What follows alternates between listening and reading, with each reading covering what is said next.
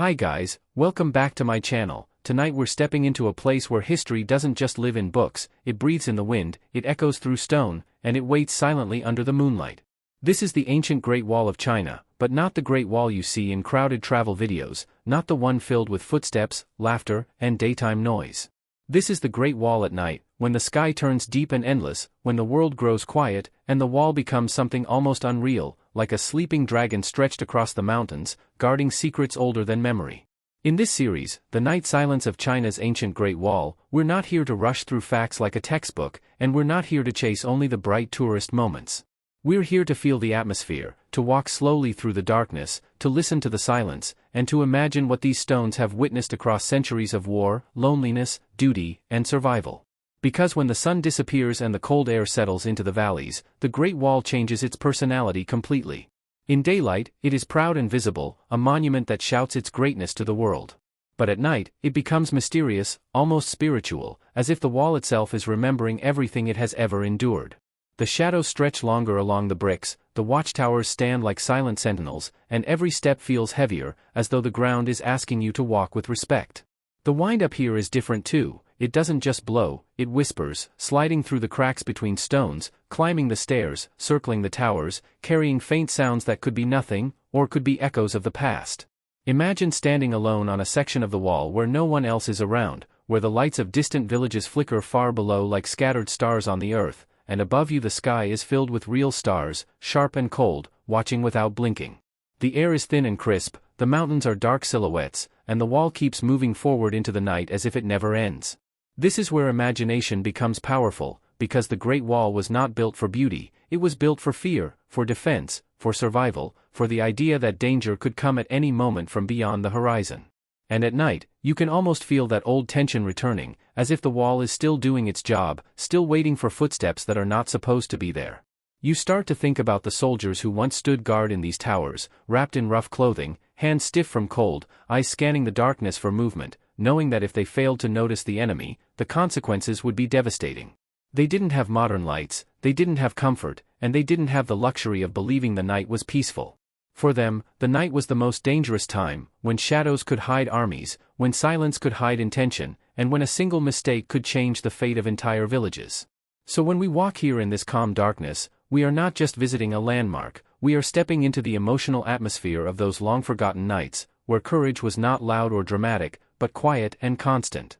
And that's why this series is special, because we're exploring the Great Wall through feeling and storytelling, through slow, immersive moments that let you relax, imagine, and travel with your mind. You might hear the soft crunch of gravel under boots, the distant cry of an owl, or the faint rustle of dry grass moving like waves in the wind. You might notice how the stones under your hand feel cold, almost alive, and how the wall's surface carries scars, chips, cracks, uneven edges, that prove it has survived more than any of us can truly understand. Every brick seems to hold a story, every tower feels like a chapter, and the silence between them feels like the space where history hides. Tonight, as we begin this journey, I want you to picture the wall not as a single structure, but as a long line of human effort, stretching through time, built by countless hands, some forced, some loyal, some desperate, some proud. The Great Wall is not only a symbol of strength, it is also a symbol of sacrifice, endurance, and the harsh reality of ancient life. And when you stand here at night, with no crowds and no noise, those truths feel closer, more real, more emotional. The moonlight paints the stone in silver tones, and the stairways rise and fall like waves frozen in time.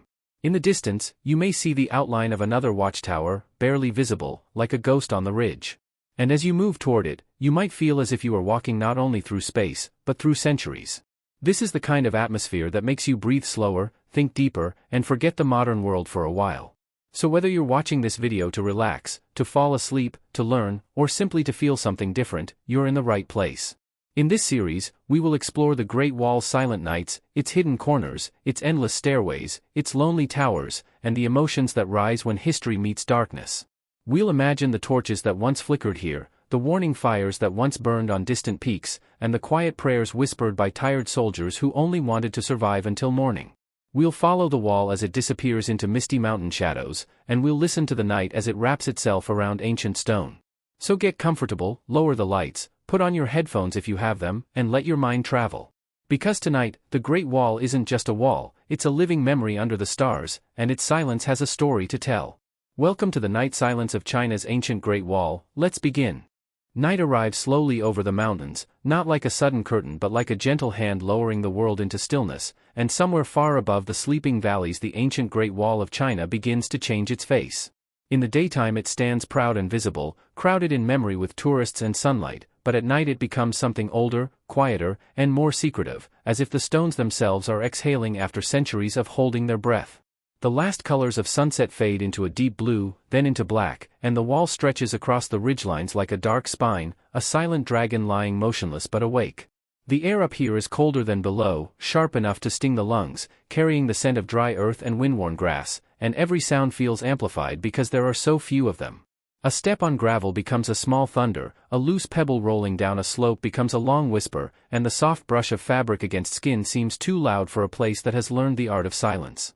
The watchtowers rise like shadows with edges, their windows like empty eyes looking out over the darkness, and when you stand beneath one you can feel how the structure absorbs noise, how it swallows the world's chatter until only the simplest sounds remain, your breathing, your heartbeat, the wind. In this quiet, imagination becomes unavoidable. You begin to picture the soldiers who once stood guard here, long before electricity, long before modern comfort, when night was not romantic but dangerous, when darkness could hide an approaching enemy and silence could hide a plan.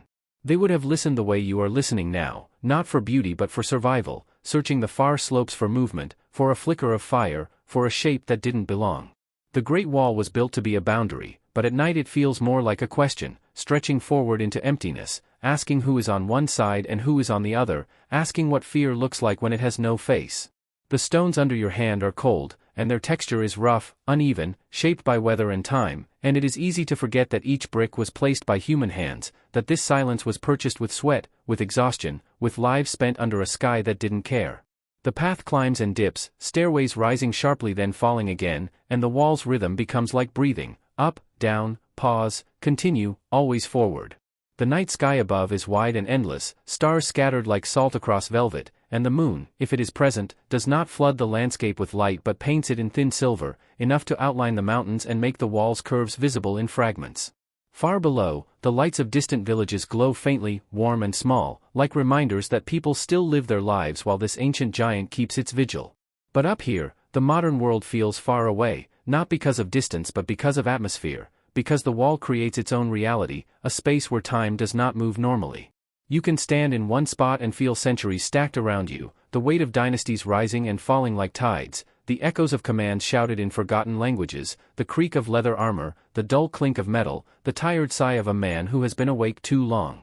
The wind slides through cracks between stones, making a low, steady sound that could almost be speech if you listen long enough, and sometimes it rises suddenly, rushing along the ridge like a passing spirit, then disappears again, leaving the silence even deeper than before. In that silence, the Great Wall feels less like architecture and more like presence, as if it is aware of the night and has accepted it as its true companion.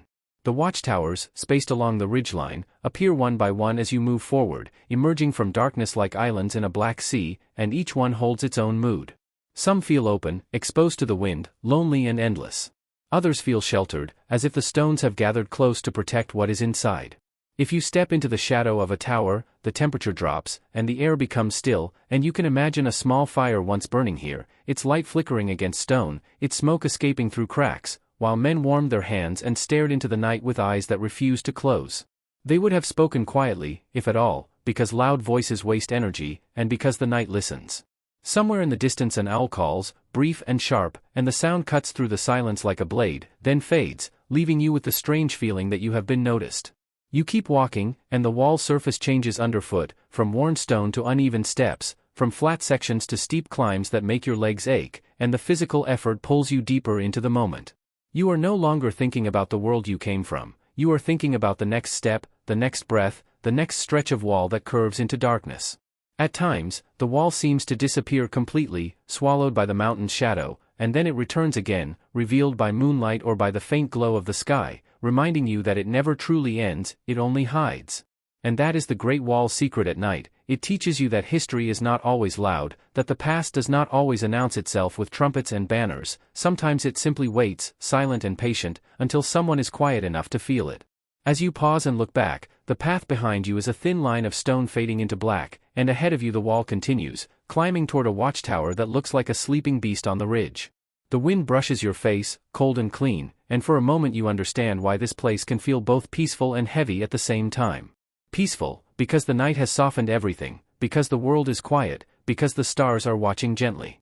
Heavy, because the stones remember, because the wall was born from fear and defense, because countless lives were spent to create this line across the mountains. And as part one of this journey comes to a close, the Great Wall stands unmoving, wrapped in darkness, holding its silence like a sacred thing, while you, a small traveler in the vast night, continue forward with slower steps and deeper thoughts, ready to listen again, ready to enter further into the ancient quiet that lives above the sleeping land. The deeper the night becomes, the more the Great Wall seems to separate itself from the ordinary world, as if it is drifting away from modern time and returning to an older rhythm that only stone and wind can understand. The mountains around it darken into a single continuous silhouette, and the sky above grows clearer, colder, and more vast, until the stars look sharp enough to cut through thought. Walking along the wall now feels like moving through a corridor between worlds, with the silent valleys on one side and the endless ridge on the other, and the wall itself acting like a narrow spine of memory holding everything together. Each step is deliberate, because the ancient stones are uneven, worn smooth in some places and jagged in others, and the cold makes the surface feel harder, less forgiving. The air presses against your skin like invisible water, and the wind is no longer a gentle whisper but a steady companion, sliding along the bricks and climbing the stairways, sometimes rising into a sudden gust that pushes against your chest as if to test your balance. When that gust passes, it leaves behind a silence that feels even more intense, as though the night is reminding you that sound is temporary but stillness is permanent. Ahead, a watchtower stands at the top of a steep climb, its outline barely visible, yet unmistakable, like a dark crown placed on the mountain's forehead. The climb toward it is slow and tiring, and with every step upward your breathing grows louder in your ears, turning into a rhythm that matches the wall's rise and fall.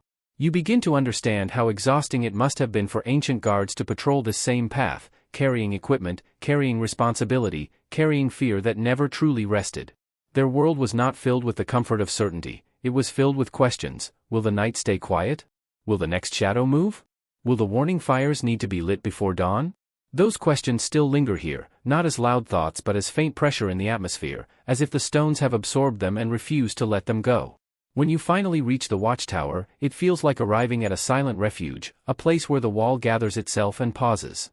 The tower's interior is darker than the open ridge, and the air inside is still, carrying the faint scent of dust and old stone. Your footsteps echo softly, and the echo sounds strange, because it reminds you that you are not alone in the space, even if no other living person is near. The tower's openings frame pieces of the night like paintings, a strip of sky, a distant slope, the faint glow of villages far below, and the long curve of the wall disappearing into blackness. From here, the Great Wall looks less like a tourist landmark and more like a living boundary, not only between nations but between safety and uncertainty, between known and unknown. You imagine a lone soldier standing exactly where you stand, hands wrapped in cloth, eyes narrowed against the wind, listening for the smallest sign of movement. He would not have admired the view for beauty, but he might have felt something similar to what you feel now, the overwhelming scale of the world, the loneliness of high places, and the strange comfort of knowing that the wall was beside him, solid and unchanging. Outside the tower, the wind continues to travel along the ridge, and as it passes through cracks and broken edges it creates low tones, almost like distant chanting. Sometimes the sound grows stronger, then fades, like a voice speaking in a language too old to understand. The night sky above is so clear that the stars seem closer, and you can see the faint band of the Milky Way stretching like a pale river across the darkness. That river of light makes you think of the ancient fires that once answered each other across these mountains, signal flames lit on watchtowers to warn of danger. In those days, a single flame could mean life or death for villages below, and the speed of that warning was everything. The wall was not only built from stone, it was built from communication, from discipline, from the constant readiness to act. Now the towers are quiet, the fires are gone, and the signals have been replaced by the distant, harmless glow of modern lights, but the idea of vigilance still hangs here like a lingering spirit. As you continue walking beyond the tower, the path becomes narrower, and the wall's height feels more dramatic, rising on either side in sections, then lowering again where the terrain shifts. The stones beneath your feet hold coldness that seeps through your shoes, and you start to feel how the wall is not only something you see but something you physically experience, pressing its age into your body with every step. In some places, the wall's bricks are cracked, missing, or crumbling, revealing the harsh truth that even giants can weaken with time. Yet even in decay, the wall does not feel defeated. It feels honest, like an elder who has survived too much to pretend to be perfect. The silence here is not empty, it is full, layered with the weight of countless nights that have passed over these mountains. At times you hear small sounds, dry leaves shifting, a distant animal moving through brush, the sudden flutter of wings, and each sound feels like a brief spark in a vast ocean of stillness. You pause again, resting your hand on the stone, and the coldness makes your palm tingle. You close your eyes for a moment, and without sight the world becomes even more intense. The wind becomes a shape, the silence becomes a presence, and the wall beneath your hand feels like a heartbeat that has slowed but never stopped. You imagine the wall remembering every storm, every snowfall, every battle alarm, every tired footstep of men who walk these ridges in duty and exhaustion. You imagine their thoughts drifting into the night, their fears dissolving into the wind, their hopes hidden inside small moments, warmth from a fire, a sip of water, the promise of morning. When you open your eyes again, the wall ahead curves into darkness, and you realize that this journey is not only about walking forward but about learning how to be quiet enough to hear what the past is still saying. Part 2 ends with the Great Wall stretching onward like a silent road into time itself, and the night, vast and calm, holding everything in its arms as you continue deeper into the ancient stillness, guided only by stone, wind, and the patient glow of stars. The night grows older as you move forward, not in hours but in feeling, as if each step along the Great Wall carries you deeper into a quieter century where the world is made of shadows and breath and stone. The air becomes sharper, and the cold settles more firmly into the bricks, turning them into silent blocks of frozen memory beneath your feet. Somewhere behind you, the last trace of human noise has vanished completely, and ahead there is only the wall's long, unwavering line, rising and falling with the mountains like a slow, endless wave. In this darkness, distance feels strange. A watchtower that looks close can take a long time to reach, and a curve in the wall can hide what comes next as effectively as a closed door. The sky above is vast and deep, and the stars seem brighter now, as if the night has cleaned itself, washing away the last dust of evening. The moonlight, faint but steady, paints the edges of the wall in pale silver, revealing the worn outlines of steps, the rough faces of bricks, and the thin cracks where wind has made its home. You walk slowly, and the sound of your own movement becomes the only proof that time is still passing, because the wall itself does not change, it only continues, and that continuation feels like a lesson in endurance. The Great Wall was never meant to be comfortable, and at night it makes that truth even clearer. The stairways are steep and uneven, the angles sudden, the drops beside you hidden in darkness, and every climb demands attention. Your legs begin to feel heavy, not only from effort but from the atmosphere, because the silence here has weight, pressing gently against your thoughts until you stop thinking in words and start thinking in sensations. The wind brushes your face, then your ears, then slips away, returning again with a different temperature, as if the mountains are breathing through it. At times it whistles softly through gaps in the stone, creating a thin, haunting sound that feels almost like music, not played for entertainment but for remembrance. You begin to imagine that this sound is the wall speaking in the only language it has left, a language of air and stone, repeating the same message it has always carried: stand, endure, remain. The path bends, and suddenly the wall opens into a wider section where the surface flattens briefly, giving your body a moment of relief. Here, the night feels even larger, because the space allows your gaze to travel farther. You look out over the dark valleys, and the lights below seem fewer now, more distant, like scattered embers fading in the hearth of the world. The mountains roll outward in layers, their shape softer in darkness, and the horizon is a deep, quiet line where earth meets sky without conflict. It is in this wide stillness that you begin to feel how the Great Wall is not only a barrier but a witness. It has watched seasons turn, watched armies gather, watched storms tear across these ridges, watched men grow old and disappear. It has seen fires of warning blaze against the night, and it has seen nights like this one, calm and cold, where nothing happens except the slow movement of time. You stop near a broken section where bricks have fallen away, leaving a rough edge that feels like a wound. You run your fingers along it carefully, and the surface crumbles slightly, leaving dust on your skin. Even in darkness, you can sense the fragility hidden inside strength. The wall may be enormous, but it is still made of pieces, and each piece can be worn down. Yet there is something strangely comforting in that imperfection, because it proves the wall is real, not a myth, not a perfect symbol, but a survivor.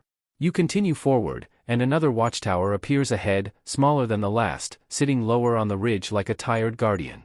As you approach, the tower seems to absorb the night around it, becoming a darker shape within darkness. You step inside, and the air changes instantly. The wind is weaker here, the silence thicker, and your footsteps create a soft echo that bounces once and then disappears. You stand still, letting the quiet settle around you like a cloak. In the tower's shadow, imagination becomes vivid. You picture a small group of guards huddled near a dying fire, their faces lit from below, eyes tired but alert. You imagine the smell of smoke, the roughness of wool clothing, the taste of cold water carried in a worn container. You imagine the long hours of waiting, the kind of waiting that stretches so far it becomes its own world. In those hours, even small sounds would have mattered, a distant hoofbeat, a strange rustle, the sudden snap of a branch. And in the absence of danger, the mind would have filled the silence with thoughts of home, of warmth, of voices not heard for months. The Great Wall at night is not only a place of defense, it is a place where loneliness gathered, where men learn to sit with fear and not let it control their hands. You step back outside the tower, and the wind meets you again, colder now, carrying a faint scent of snow or frost even if none has fallen.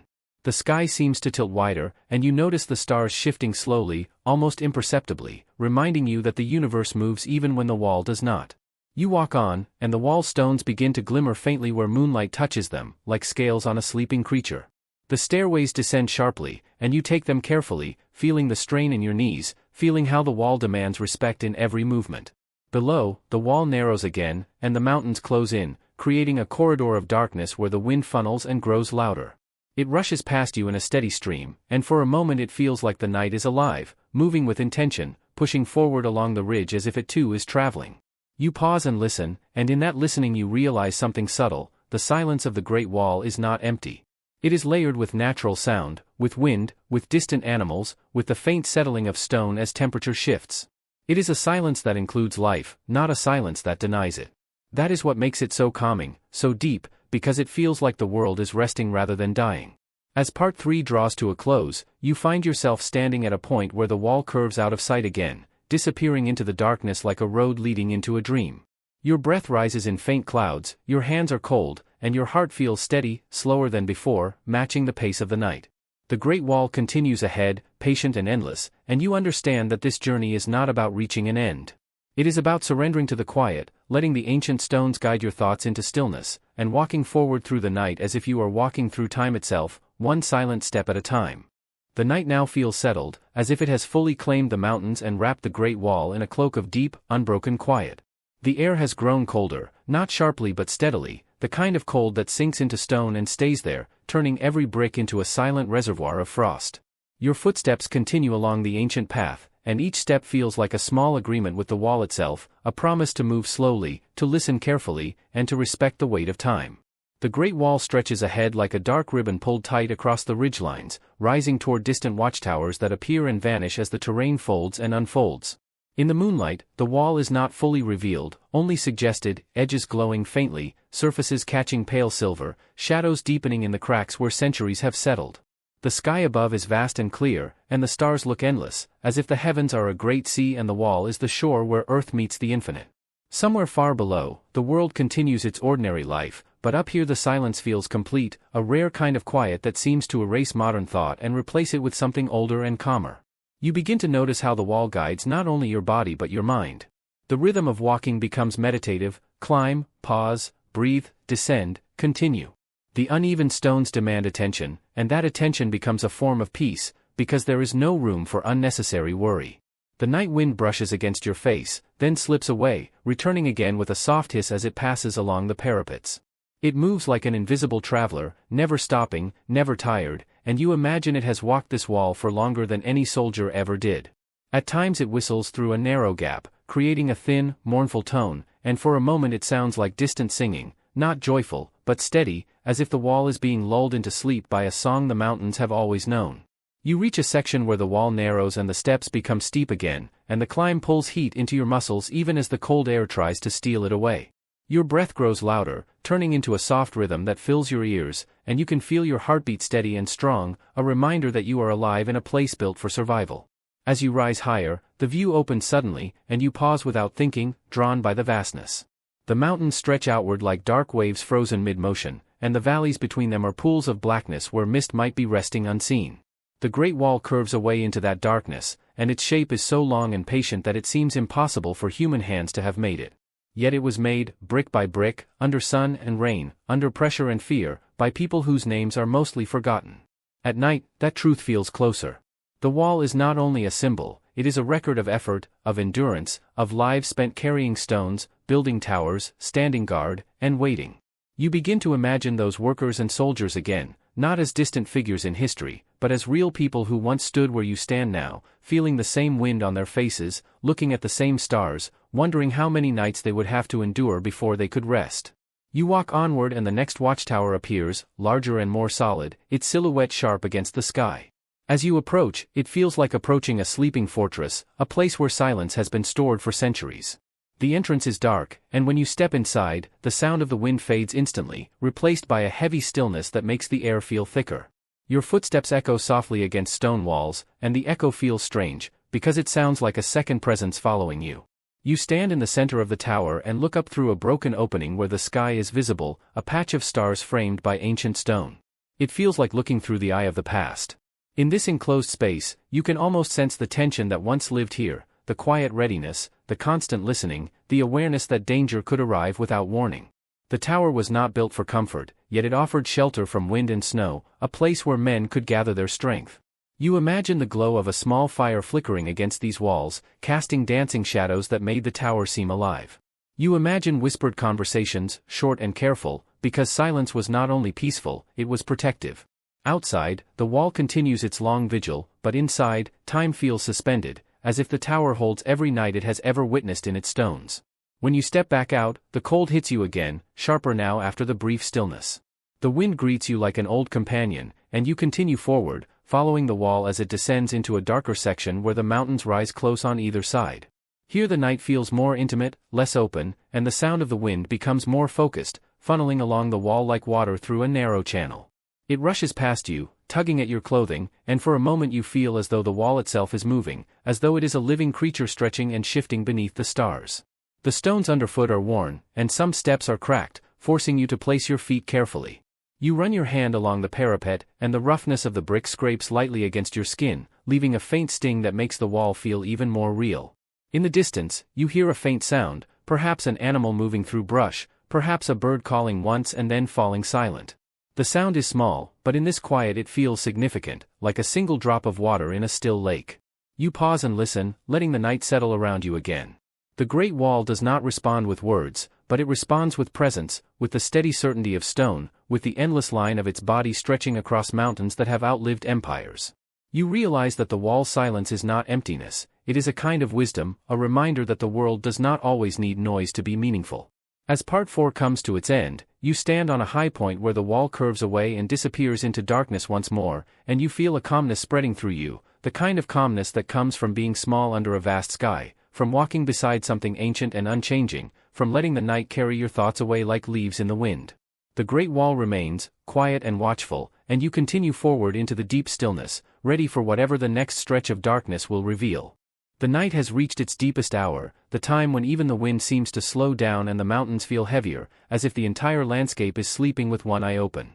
Along the Great Wall, the darkness is not empty but thick, layered like a soft blanket over stone and earth, and your steps feel quieter now, more careful, as though you are walking through a sacred place where silence must not be disturbed.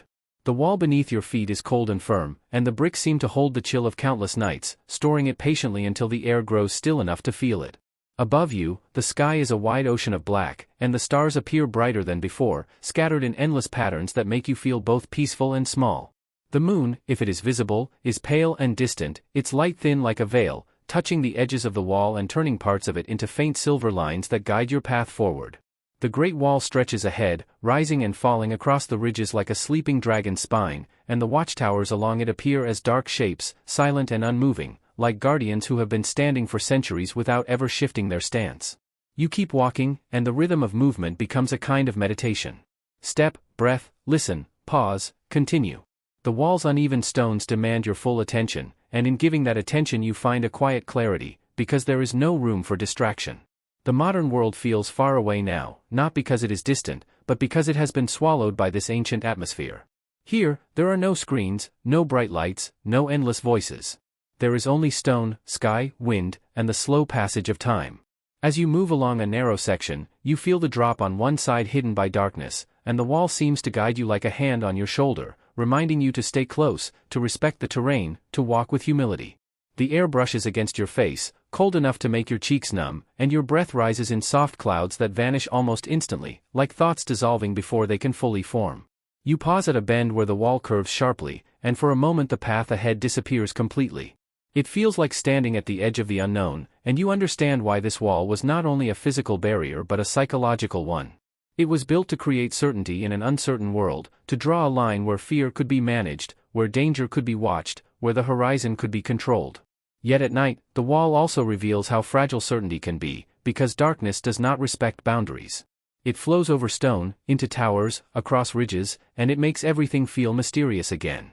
You continue forward and soon the outline of another watchtower rises ahead, larger than the last, its shape solid against the sky. As you approach, you notice the way the wall narrows and then widens again near the tower, like a river slowing before it reaches a deep pool. The tower's entrance is shadowed, and stepping inside feels like stepping into the throat of history. The air within is still, holding a faint scent of dust and cold stone, and the silence is so complete that you can hear the subtle sound of your own breathing. Your footsteps echo once, then fade, leaving the tower as quiet as it was before you entered.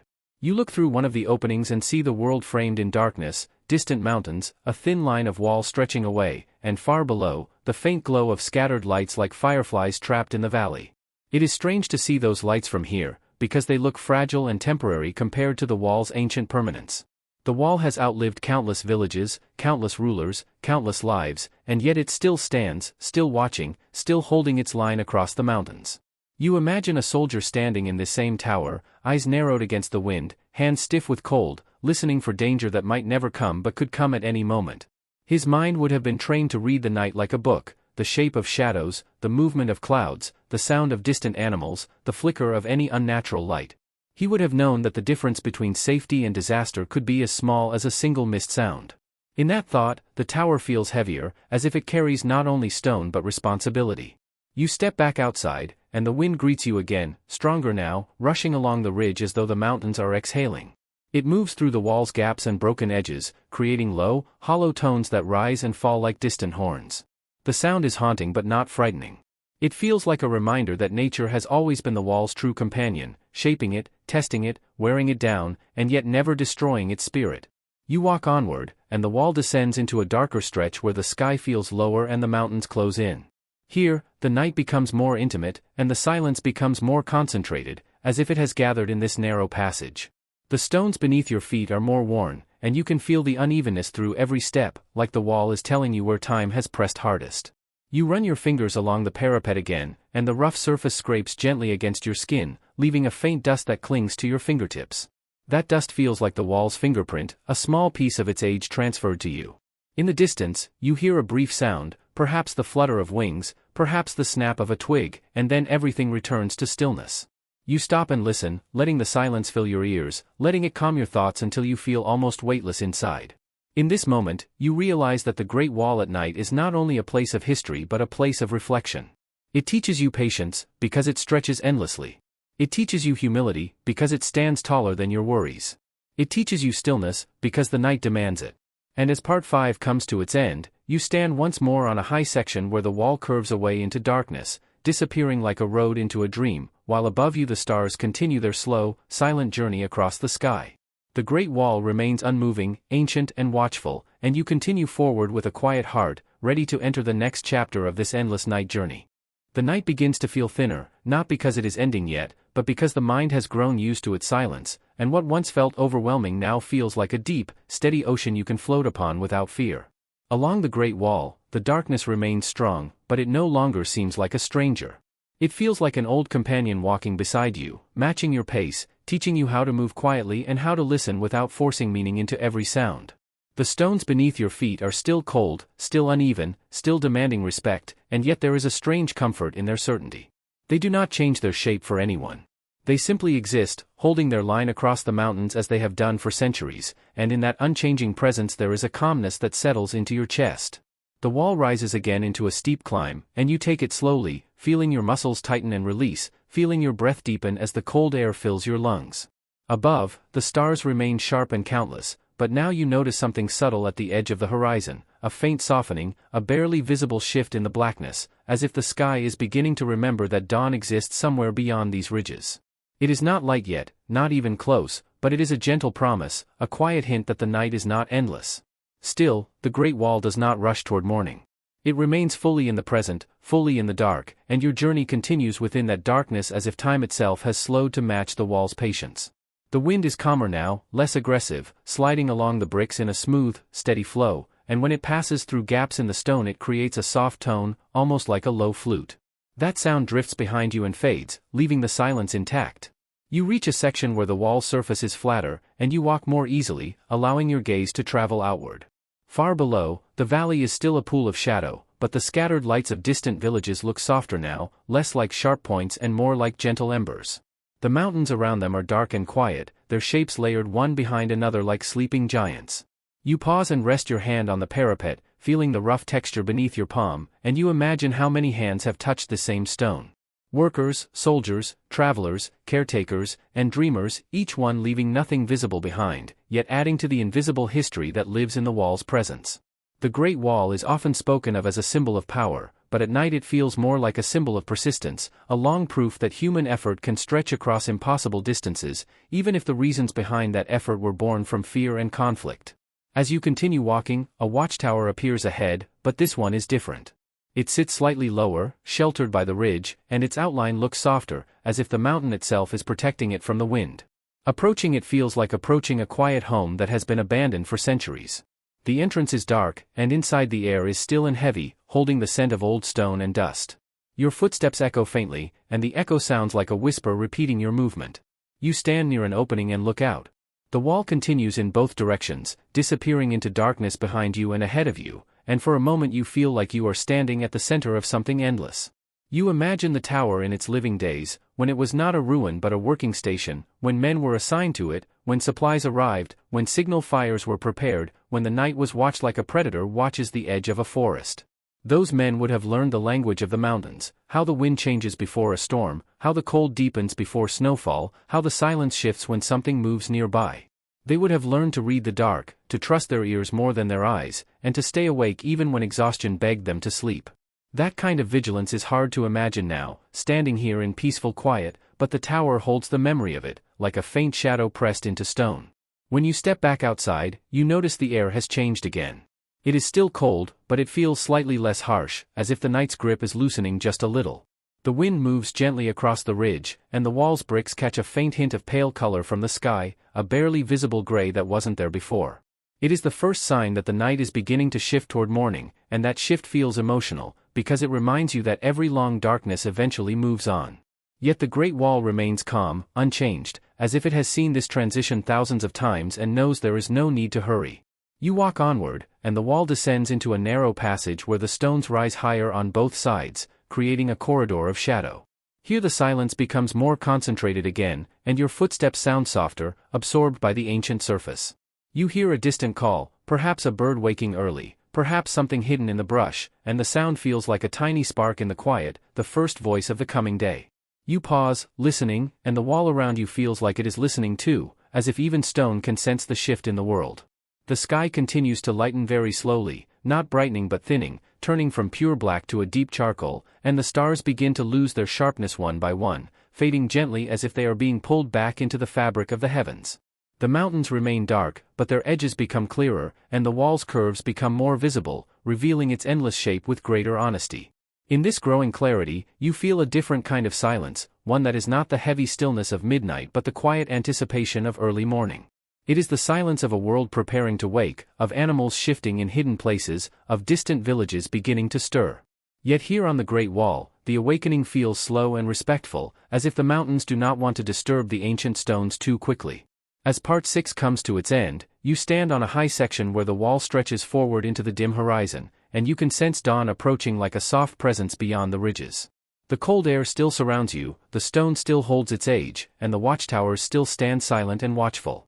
But now, mixed into the darkness, there is the faintest promise of light, and you continue your journey with a calm heart, knowing that the night's silence is not disappearing, it is simply transforming, carrying its ancient story into the quiet birth of a new day. The darkness begins to loosen its hold in a way so gentle that you almost doubt it at first, as if the night is reluctant to leave the Great Wall alone. The sky is still mostly black, still deep and endless above the mountains, but along the far horizon there is a thin, muted line of gray, like a quiet breath drawn across the edge of the world. The Great Wall remains cold beneath your feet, its stones still carrying the chill of midnight, yet the air feels different now, not warmer, but softer, as if the harshest part of the night has passed and the world is slowly turning its face toward morning. You continue walking, and the wall stretches forward with the same patient certainty, climbing ridges and dipping into saddles, threading itself across the mountains like an ancient thought that refuses to fade. The watchtowers, once only shadows, become clearer shapes now, their outlines sharpening against the thinning darkness. They stand like silent elders, weathered and unmoving, watching the slow transformation of the sky with the same calm they have held for centuries. The wind is quieter than before, no longer rushing with force, but gliding steadily along the bricks, touching your face like cold water, then slipping away again. It carries a faint scent of earth and dry grass, and sometimes it brings the subtle smell of stone itself, a mineral sharpness that reminds you how old this place truly is. Your footsteps sound softer now, not because you are walking differently, but because the world around you is changing, absorbing sound into the wide stillness of early dawn. The silence is no longer heavy and deep like midnight silence, it is lighter, filled with expectation, as if the mountains are holding their breath before waking. As you climb a steep section, your muscles tighten, your breathing deepens, and you feel warmth in your body fighting against the cold air. The wall steps are uneven, worn by time and weather, and you move carefully, letting the stone guide your pace. When you reach the top, the view opens, and the horizon shows more of that pale gray, spreading slowly like ink diluted in water. The stars above are still visible, but they are fading, becoming softer, less sharp, as if they are being gently erased. You look down into the valleys, and the lights of distant villages are still there, but they seem dimmer now, not because they are turning off, but because the sky itself is beginning to compete with them. The Great Wall curves away to your left, and in the dim light you can finally see more of its surface, the rough bricks, the cracks, the missing pieces where time has taken its toll. It looks less like a perfect monument and more like a living survivor, scarred but standing, imperfect but enduring. You run your hand along the parapet again, feeling the cold texture against your skin, and you imagine how many mornings have arrived like this over the centuries, how many dawns have touched these stones after long nights of waiting. For the soldiers who once guarded this wall, dawn would have been more than beauty. It would have been relief. It would have meant survival through another night, another chance to rest, another proof that the darkness did not bring disaster. You imagine them standing on the same ridge, eyes tired, faces stiff from cold, watching the horizon for the first hint of light, feeling the same quiet shift in the air that you feel now. Their hearts would have loosened slightly with every brightening shade of gray, because daylight meant visibility, and visibility meant control. Yet even in daylight, the wall's duty never ended. It was always watching, always ready, always holding its line. As you continue forward, you reach a watchtower that is partially broken, its walls chipped, its openings jagged like torn fabric. In the dim dawn light, it looks like a relic of a forgotten battle with time itself. You step inside, and the air is still, holding the cold in a steady grip. The echo of your footsteps is softer now, because the world outside is no longer pure darkness, it is a shifting space between night and morning. You look through an opening and see the wall stretching ahead, its path clearer now, revealing how it climbs toward another ridge and disappears behind it. You imagine the signal fires that once burned on towers like this, flames that would have cut through darkness, warning of danger across impossible distances. Those fires are gone now, but the towers remain, and in this early light they look like empty hands still raised, still ready to carry a message that no longer needs to be sent. When you step back outside, you notice the sound of life returning in small ways. A distant bird calls once, then again, and the sound feels delicate, like the first thread of music woven into silence. Somewhere lower on the slope, something rustles in the brush, perhaps an animal moving back toward its hidden place before daylight fully arrives. The wind continues to glide along the wall, and now it feels less like a warning and more like a gentle guide, leading you forward through the fading night.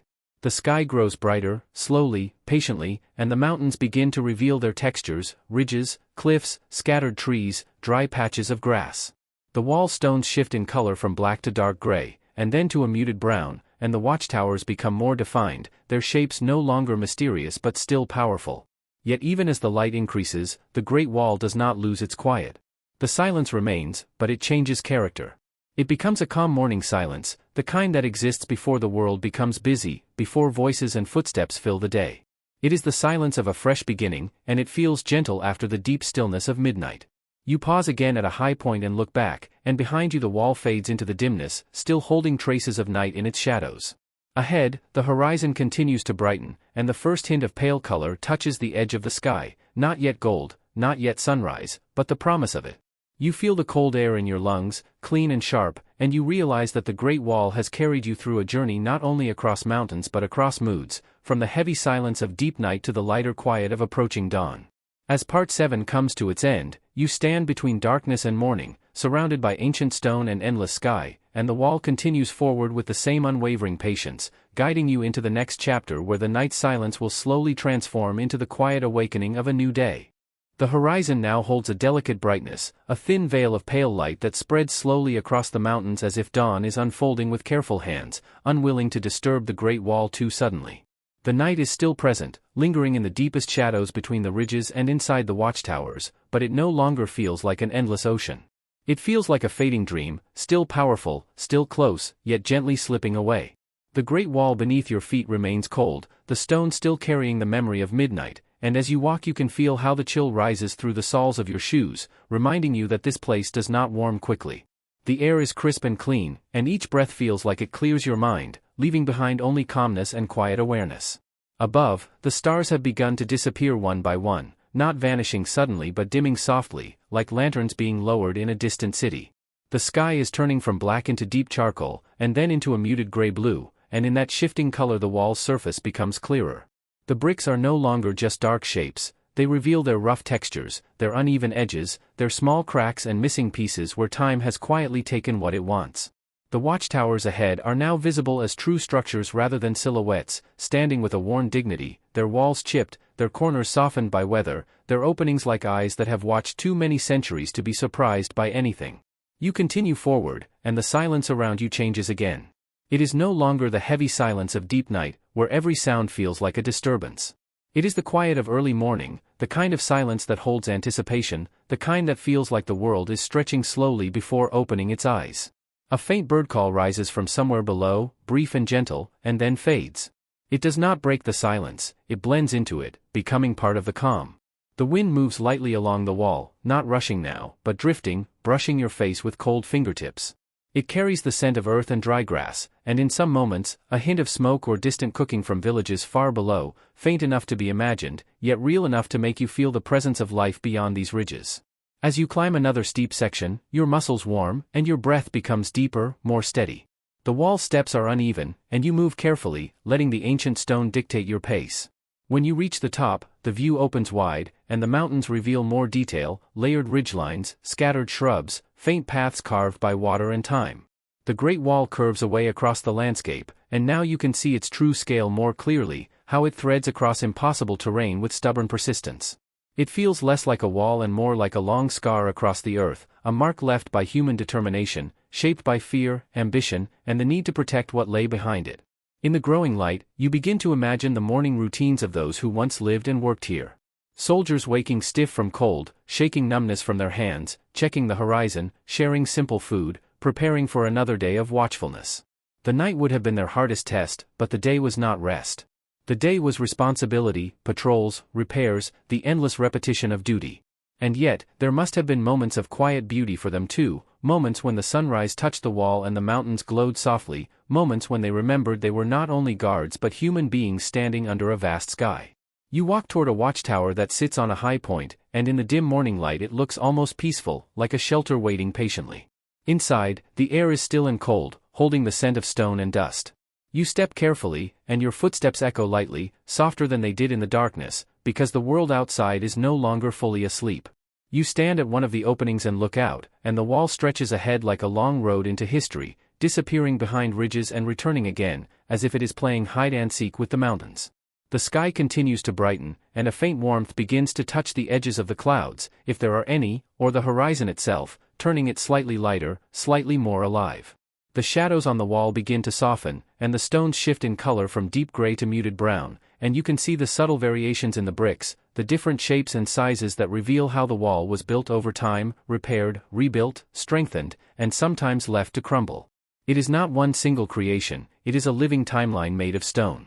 As you step back outside, the wind lifts gently again, and it feels different now, less mysterious, more ordinary, as if the night's magic has been carried away with the fading stars. Yet the Great Wall still holds a quiet power. Even in morning light, it remains solemn, as if it refuses to become casual. You walk along a flatter stretch, and your mind feels clear, almost empty in a peaceful way, as if the long hours of darkness have washed away unnecessary noise. You notice small signs of life returning, another bird call, a distant rustle, perhaps the faint movement of leaves or grass in the breeze. The valleys below remain mostly dark, but the ridges begin to glow faintly, catching the first true hints of sunrise. It is not bright yet, not golden, but the promise of color is there, waiting. You pause at a point where the wall bends and look back at the path you have traveled. Behind you, the wall disappears into dim shadow, still holding the memory of night, still wrapped in quiet. Ahead, it continues toward the brightening horizon, and you realize that this journey has carried you through the full emotional weight of darkness into the gentle calm of morning. The night silence of the Great Wall is not something that ends when the sky lightens. It remains in the stones, in the towers, in the wind, in the way the mountains hold their breath. It is a silence that has been shaped by centuries, and even when the day arrives, that silence does not vanish, it simply becomes softer, blending into the quiet hum of a waking world. As Part 8 comes to its end, you stand on the ancient stones with dawn growing stronger, feeling the cold still beneath your feet and the fresh air filling your lungs, and you continue forward with the sense that you have walked through a living memory, guided by the Great Wall's patience, its endurance, and its endless, timeless quiet. The sky now carries the soft color of early morning, a gentle blue-gray that spreads across the horizon like water slowly filling a basin, and the Great Wall begins to reveal itself more honestly with every passing minute. The night is still present in the deepest corners of the watchtowers and in the long shadows that cling to the slopes, but its power has weakened, and the silence it brought has changed into something lighter, something that feels like a quiet pause before the world becomes busy. The stones beneath your feet are still cold, holding onto the memory of darkness, yet the air feels fresher now, cleaner, as if dawn has washed the mountains and left them breathing more freely. You continue walking along the wall, and the rhythm of your steps feels calmer, less cautious than before, because the path ahead is clearer. The uneven bricks and worn stairways still demand respect, but now you can see their details, the chipped edges, the faint lines where repairs were made, the patches where the wall's surface has crumbled and been replaced by newer stone. Each imperfection is a signature of time, proof that the wall has not simply existed, it has endured, it has been cared for, it has been wounded, and it has survived. The watchtowers ahead stand in the morning dimness like old guardians waking slowly, their outlines no longer mysterious silhouettes but real structures with texture and weight. Their windows look like quiet openings into the past, and as you approach one, you feel the same subtle shift in atmosphere that you felt in the night, the sense that these towers hold more than stone, that they hold memory. The wind moves gently now, gliding along the wall with a softer touch, no longer whistling sharply but flowing like a slow river of air. It carries faint scents from below, dry grass, earth, perhaps a distant trace of smoke or cooking fires from villages beginning their day. Those scents make the world feel closer, reminding you that life is waking somewhere beyond these mountains, even while the wall remains steady in its ancient calm. A bird calls from a nearby slope, then another answers, and the sound feels like the first true music of morning, delicate and brief, weaving itself into the silence without breaking it. You climb a section of steep steps, and your body warms again, muscles tightening and releasing as you rise. When you reach the top, you pause and look outward, and the mountains stretch across the horizon in layered waves, their ridges now more defined, their shapes clearer against the brightening sky. The Great Wall curves away across them, and in this light you can see how it follows the land with stubborn determination, refusing to take the easy path, climbing where it must, bending where it should, stretching endlessly as if it was never meant to stop. Seeing it like this, you begin to understand that the wall is not only a human creation imposed on nature, but also a structure shaped by nature's demands. The mountains dictated its course, the weather tested its strength, and time carved its surface into what it is today. As you continue forward, you reach a section where the wall widens slightly, giving you space to slow down and breathe deeply. The air feels crisp in your lungs, and each inhale feels like it carries a piece of the morning into you, clearing away the last heaviness of night. The silence here is still strong, but it is not the deep, secretive silence of midnight. It is the quiet of a new beginning, the quiet that exists before voices rise and footsteps multiply. You imagine the ancient guards at this hour, their night shift ending, their eyes tired, their bodies stiff, yet their minds relieved. Dawn would have been a signal of safety, a sign that the most dangerous hours had passed. You imagine them watching the horizon, seeing the sky brighten, feeling the cold air soften, hearing the first birds, and allowing themselves a small moment of peace. Perhaps they would have shared a few words then, quiet and simple, perhaps they would have stretched their arms, rubbed warmth into their hands, and prepared for the day's duties. The wall never allowed true rest, but it allowed moments of relief, moments when survival felt less uncertain. You pass another watchtower, and in the morning light its stonework looks aged and honest, with cracks and broken edges that reveal how many seasons have passed over it. You step inside briefly, and the air is still cold, the shadows darker, holding on to night as if reluctant to let it go. You stand in the quiet interior and listen. Even now, even with dawn approaching, the tower feels like a pocket of deep silence, a place where time moves slower. You can almost imagine the echo of old footsteps, the murmur of voices, the faint clink of tools, the scrape of boots against stone. Then you step back outside, and the morning air greets you again, brighter, more open, and you continue walking along the wall's long spine. The sky grows lighter, and the first hints of warmth begin to touch the highest ridges, turning them slightly brighter than the valleys below. The wall stones begin to show more color, shifting from gray to earthy browns and muted reds, and the details of the bricks become more visible, each one different, each one a small piece of the larger story. You notice how the wall surface is worn smooth in places where countless feet have passed, and rough in places where time has broken it apart. It feels like reading a book with your hands, feeling the chapters through texture rather than words. The wind continues to move gently, and the bird calls become more frequent, small reminders that the world is waking. Yet despite this awakening, the Great Wall remains quiet, as if it carries its night silence into the day, refusing to lose the calm it has built over centuries. You pause again at a bend where the wall curves out of sight, and you look ahead into the brightening distance.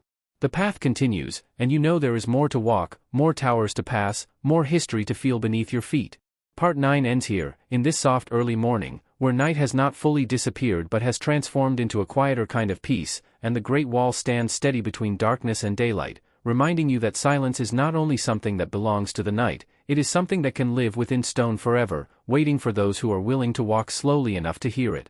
Morning continues to rise with quiet patience, and the Great Wall stands beneath it like an ancient spine awakening slowly, not with movement but with visibility, as if the light itself is revealing what has always been there. The sky has shifted into a clearer blue-gray now, and the horizon carries a gentle brightness that spreads across the mountains like a calm tide. The last traces of night remain in the deepest shadows of the watchtowers and in the folds of the valleys, but the world is no longer ruled by darkness. Still, the silence of the Great Wall does not vanish with the night. It simply changes its tone, becoming softer, more open, like a long breath released after hours of stillness. You continue walking, and the stones beneath your feet feel less mysterious now, yet no less powerful.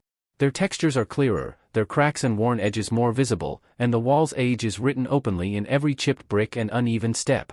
The cold remains, but it feels less biting, as if the air has begun to loosen around your skin. Each breath is crisp and clean, filling your lungs with mountain freshness, and the steady rhythm of your footsteps becomes a quiet companion to the wind and distant bird calls. The watchtowers ahead stand in full shape now, no longer silhouettes but real structures with depth and detail, their surfaces marked by weather, their corners softened by time. They look like guardians who have endured too much to need drama, simply standing and watching as they always have. The wind moves gently along the wall, brushing the parapets with a soft sound like fabric sliding over stone, and it carries faint scents from below, earth, grass, perhaps the distant trace of smoke rising from morning fires in villages beginning their day. Those scents make the world feel closer, reminding you that life is returning to its ordinary rhythm, even while you remain in this elevated corridor of history. A bird calls again, then another, and their voices feel like small threads weaving a delicate pattern into the silence. The mountains around you are clearer now, their ridges layered like waves, their slopes revealing patches of dry vegetation and scattered trees. The Great Wall curves across them with stubborn grace, following the land's harsh shape without surrendering its own purpose. In the growing light, you begin to see how the wall is not one uniform structure but a long conversation between human intention and natural terrain, built and rebuilt, strengthened and repaired, sometimes crumbling, sometimes restored, always enduring. You reach a steep staircase again, and though the morning has softened the darkness, the wall still demands effort. You climb slowly, feeling the burn in your legs, the steady pull of your muscles, and as you rise you realize that this physical strain is part of understanding the wall. It was never meant to be easy to cross, never meant to be gentle, and the steepness you feel now is the same steepness that exhausted soldiers once felt during their patrols. At the top, you pause and look outward, and the view feels vast in a different way than it did at night. In darkness, the vastness was mysterious, endless, hidden. In morning, the vastness is honest and clear, showing the true scale of the mountains and the wall's impossible length. The valleys below begin to reveal more detail, faint paths and clusters of buildings, fields shaped by human hands, and thin lines that might be roads. The lights you saw at night have faded into the daylight, replaced by the simple reality of morning life. Yet up here, the Great Wall still holds a quiet distance from that life, as if it exists in a separate layer of the world, where history lingers longer and silence remains thicker. You walk onward along a flatter stretch, and the wall surface shifts in color, showing muted browns, dusty reds, and pale grays. Some bricks look older than others, their edges rounded by time, while others look newer, placed during repairs, standing out slightly in shape and texture. These differences make the wall feel alive, not because it moves, but because it carries the marks of change. It has been built, broken, rebuilt, and still it stands. You pass a watchtower whose walls are partly collapsed, and in the morning light the ruin feels less haunting than it did at night. It feels like a quiet acceptance of time, like an elder who has lost pieces of themselves but remains dignified. You step inside for a moment and look around. The interior is dim, holding on to shadow, and the air is cool. You can imagine the tower in its working days, the sounds of men shifting equipment, the scrape of boots, the low murmur of voices, the crackle of a small fire. You imagine the tension of night watches, the relief of dawn, the constant cycle of vigilance. Standing here now, you feel the distance between your peaceful morning and their uncertain world, yet you also feel a connection, because the same stones supported their weight, the same wind touched their faces, the same sky opened above them. When you step back outside, the sunlight grows stronger, and the first hints of warmth touch the wall's upper surfaces. The cold stone begins to feel less harsh under your hand, though it still carries the night's memory in its deeper layers. The wind continues to glide along the ridge, and the bird calls become more frequent, creating a gentle chorus that feels like the mountains themselves are waking. Yet the Great Wall remains steady and quiet, holding its calm like a secret it refuses to give away. You pause again at a curve where the wall disappears behind a ridge, and you realize that this journey through the night silence has changed you in a subtle way. The darkness taught you to listen. The cold taught you to slow down. The endlessness taught you patience. And the wall taught you that silence can be full, rich, and meaningful, not empty or lonely. As part 10 comes to an end, the morning sky continues to brighten, and the Great Wall stretches onward into the day, still ancient, still watchful, still carrying the quiet spirit of the night within its stones. You stand for a moment longer, breathing in the crisp air, feeling the world awaken below, and then you continue forward, knowing that even in daylight, the Great Wall's silence remains, waiting like a timeless echo for anyone willing to walk slowly enough to hear it. The morning light grows steadier now, spreading across the ridges with a calm certainty, and the Great Wall begins to look less like a shadowed mystery and more like a living landmark carved into the mountains by human will. Yet even as the day strengthens, the quiet remains. It is no longer the deep, heavy silence of midnight, but it still carries the same peaceful gravity, as if the wall has absorbed the night's stillness and refuses to release it completely. The sky above is clearer, a pale and widening blue, and the last faint traces of darkness have retreated into the deepest valleys and the cool interiors of watchtowers. You continue walking along the ancient stones, and now you can see the details with sharper honesty, the uneven bricks, the worn steps, the patches of repair where different generations have tried to preserve what time and weather attempted to erase. The wall surface shows countless textures, rough stone, cracked mortar, smooth places where countless feet have passed, and each texture feels like a sentence in a story written without words. The air is still cold, but the edge of harshness has softened. It brushes your face with a fresh clarity, carrying the scent of earth waking up, of dry grass warmed slightly by the rising sun, and the faint hint of smoke far below where morning fires might be burning. The wind moves gently along the wall, no longer whistling sharply through gaps but flowing like a quiet stream of air, steady and patient. A few birds call from distant slopes, and their voices feel more confident now, less tentative than before, as if they too have accepted that the night has passed. You climb another steep section, and the effort reminds you again that the wall was built to test the body, to demand endurance, to make every movement deliberate. The steps rise unevenly, some shallow, some tall, forcing you to adjust your balance, and you imagine how soldiers once climbed these same stones while carrying equipment, their muscles aching, their minds alert. In the daylight, it becomes easier to see how strategic the wall's placement is. It sits on the highest lines of the mountains, following the ridges where visibility is greatest, where watchtowers can see far in every direction. From here, you can look out and understand the wall's purpose not as a symbol but as a practical tool of survival. The land beyond stretches outward, and in the morning clarity the mountains look endless, their ridges stacked like waves frozen in time.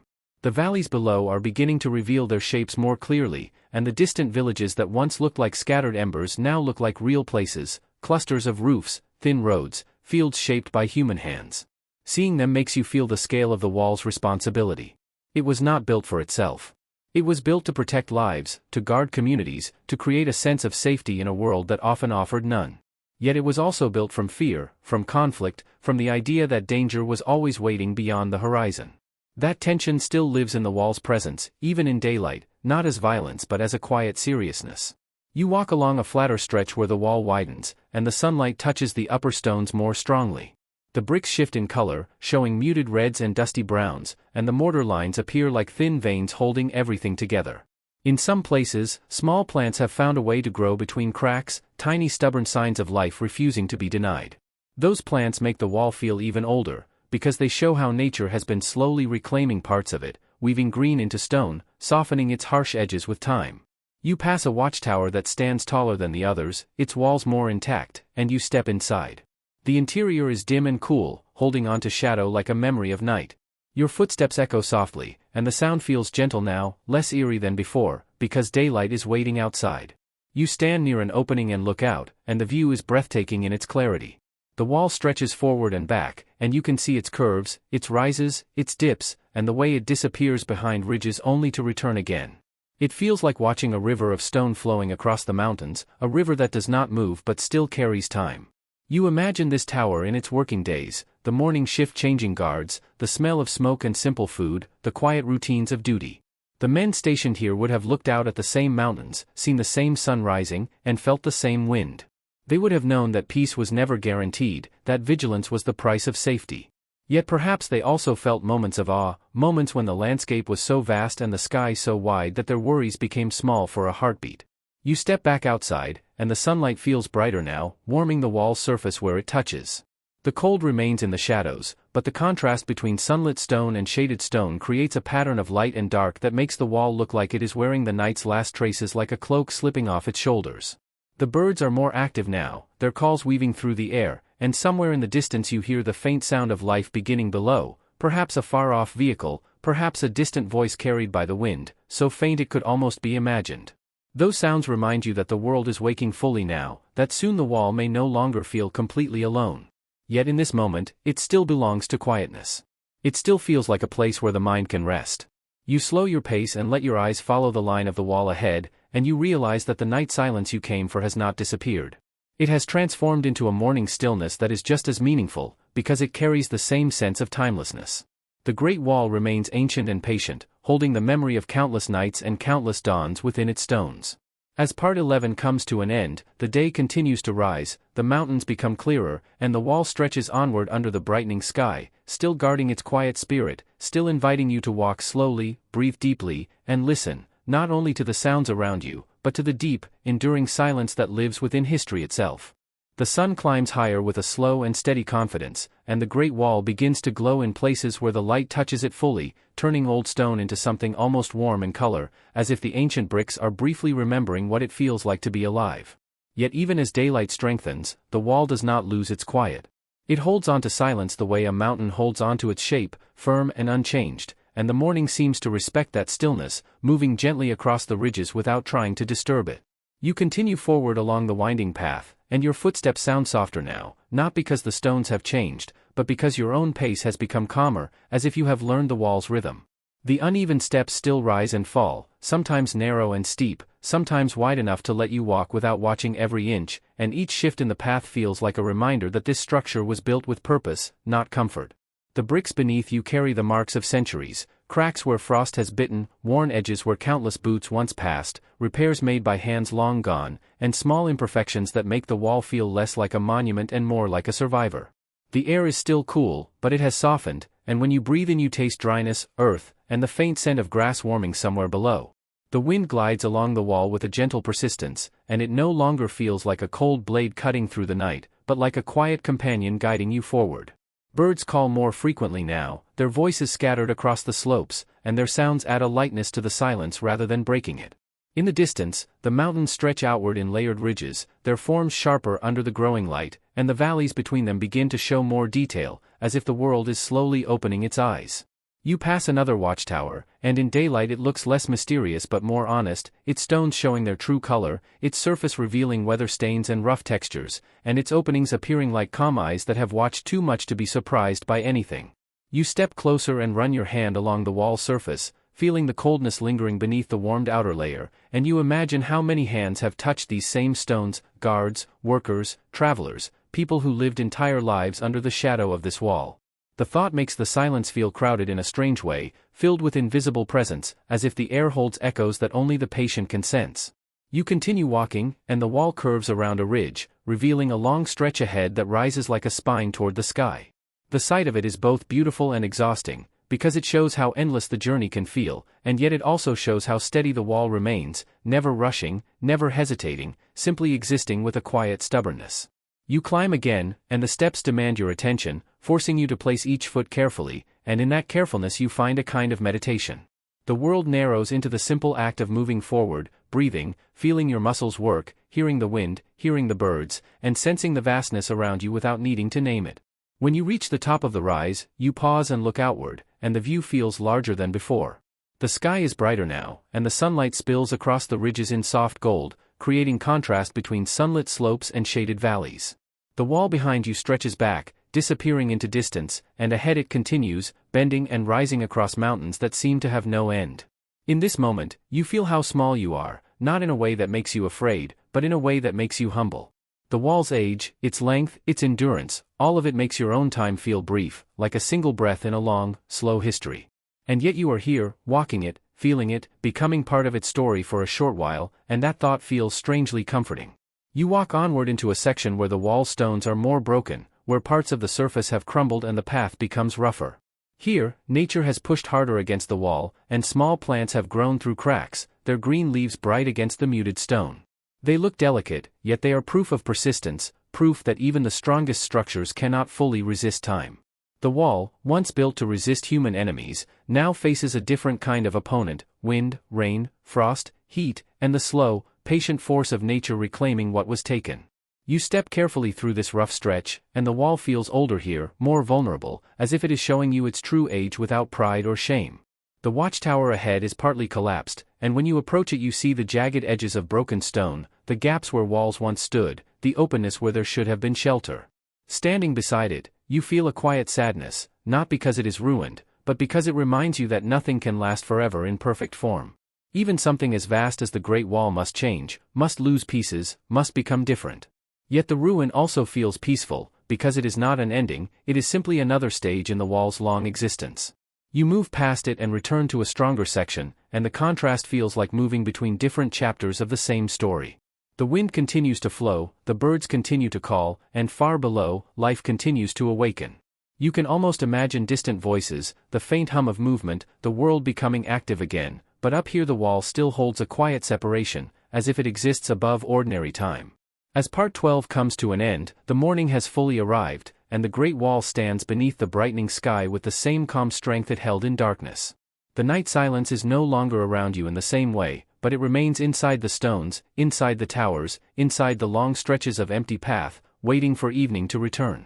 And as you keep walking forward, you understand that the true silence of the Great Wall is not tied to night or day. It is a timeless presence, a quiet spirit that endures, inviting anyone who steps onto its ancient path to slow down, listen deeply, and feel the weight and beauty of history breathing all around them.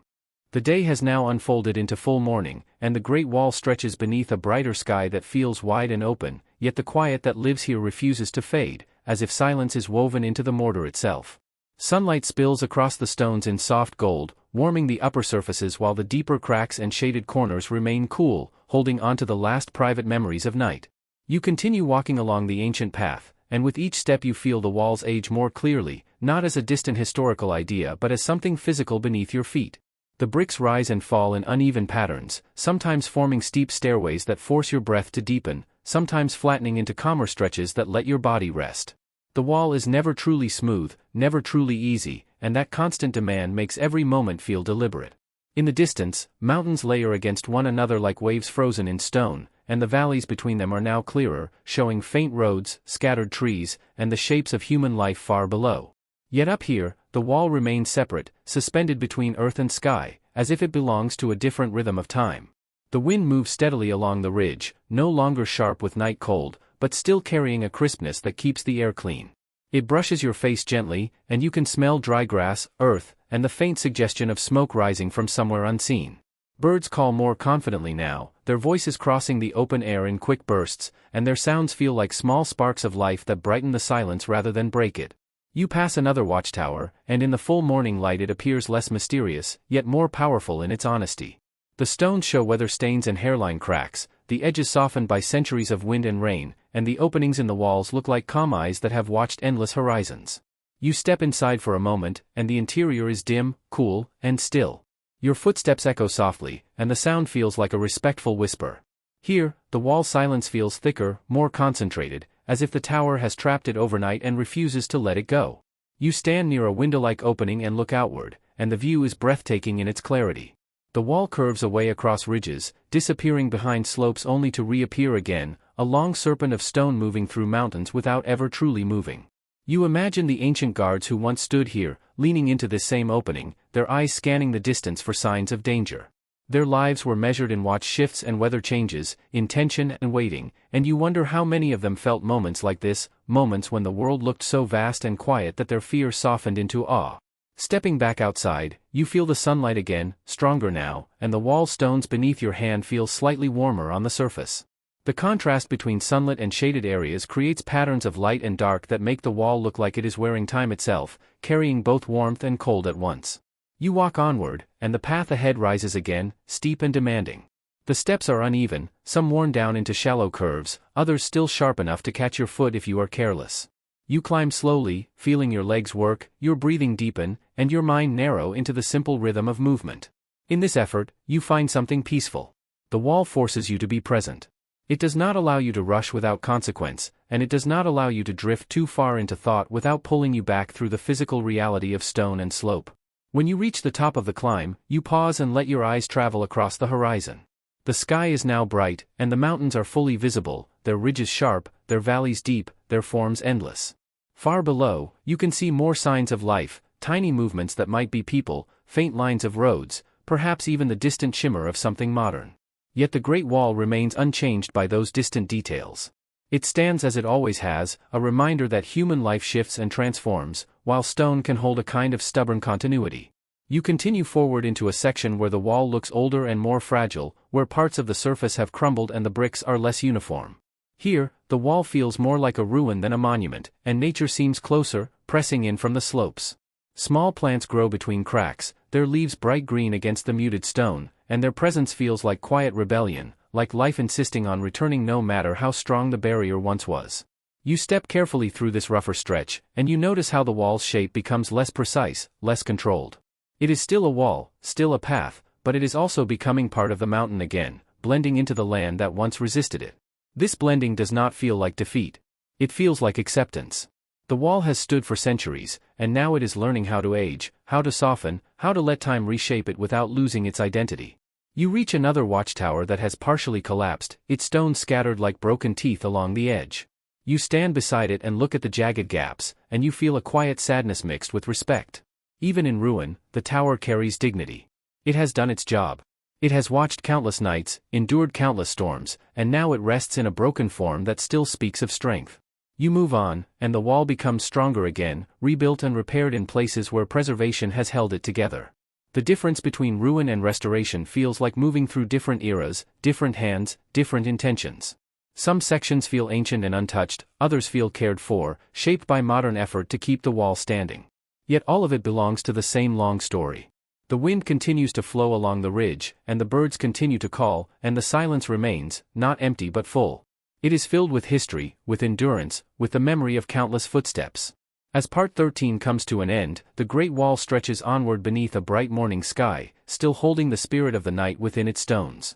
The world below grows busier, the day grows warmer, but up here the wall remains calm, inviting you to keep walking, to keep listening, and to remember that silence is not only the absence of sound, it is the presence of something deeper, something timeless, something that can only be felt when you slow down enough to truly hear it. The morning has now matured into a clear, steady brightness, and the Great Wall lies beneath it like a long, ancient road suspended between mountains and sky, carrying the quiet of the night inside its stones even as daylight grows stronger around it. Sunlight rests on the upper bricks in gentle warmth, turning their muted reds and dusty browns slightly richer, while the shaded cracks and inner corners remain cool, holding onto the last traces of darkness like secrets kept in old hands. You continue forward along the uneven path, and the wall feels more detailed than ever, every chipped edge and worn step visible in sharp honesty. The air is crisp but no longer harsh, and when you breathe it in, it feels clean enough to clear your thoughts. The wind moves steadily along the ridge, soft now, persistent, and it carries faint scents from below, earth, dry grass, and a distant hint of smoke that suggests villages have fully awakened. Birds call from the slopes and the scattered trees, their voices brighter and more frequent, and the sound of them creates a lightness that balances the wall's heavy silence. Yet the quiet remains dominant, not because nothing lives here, but because the wall's presence is so immense that it makes every sound feel small and respectful.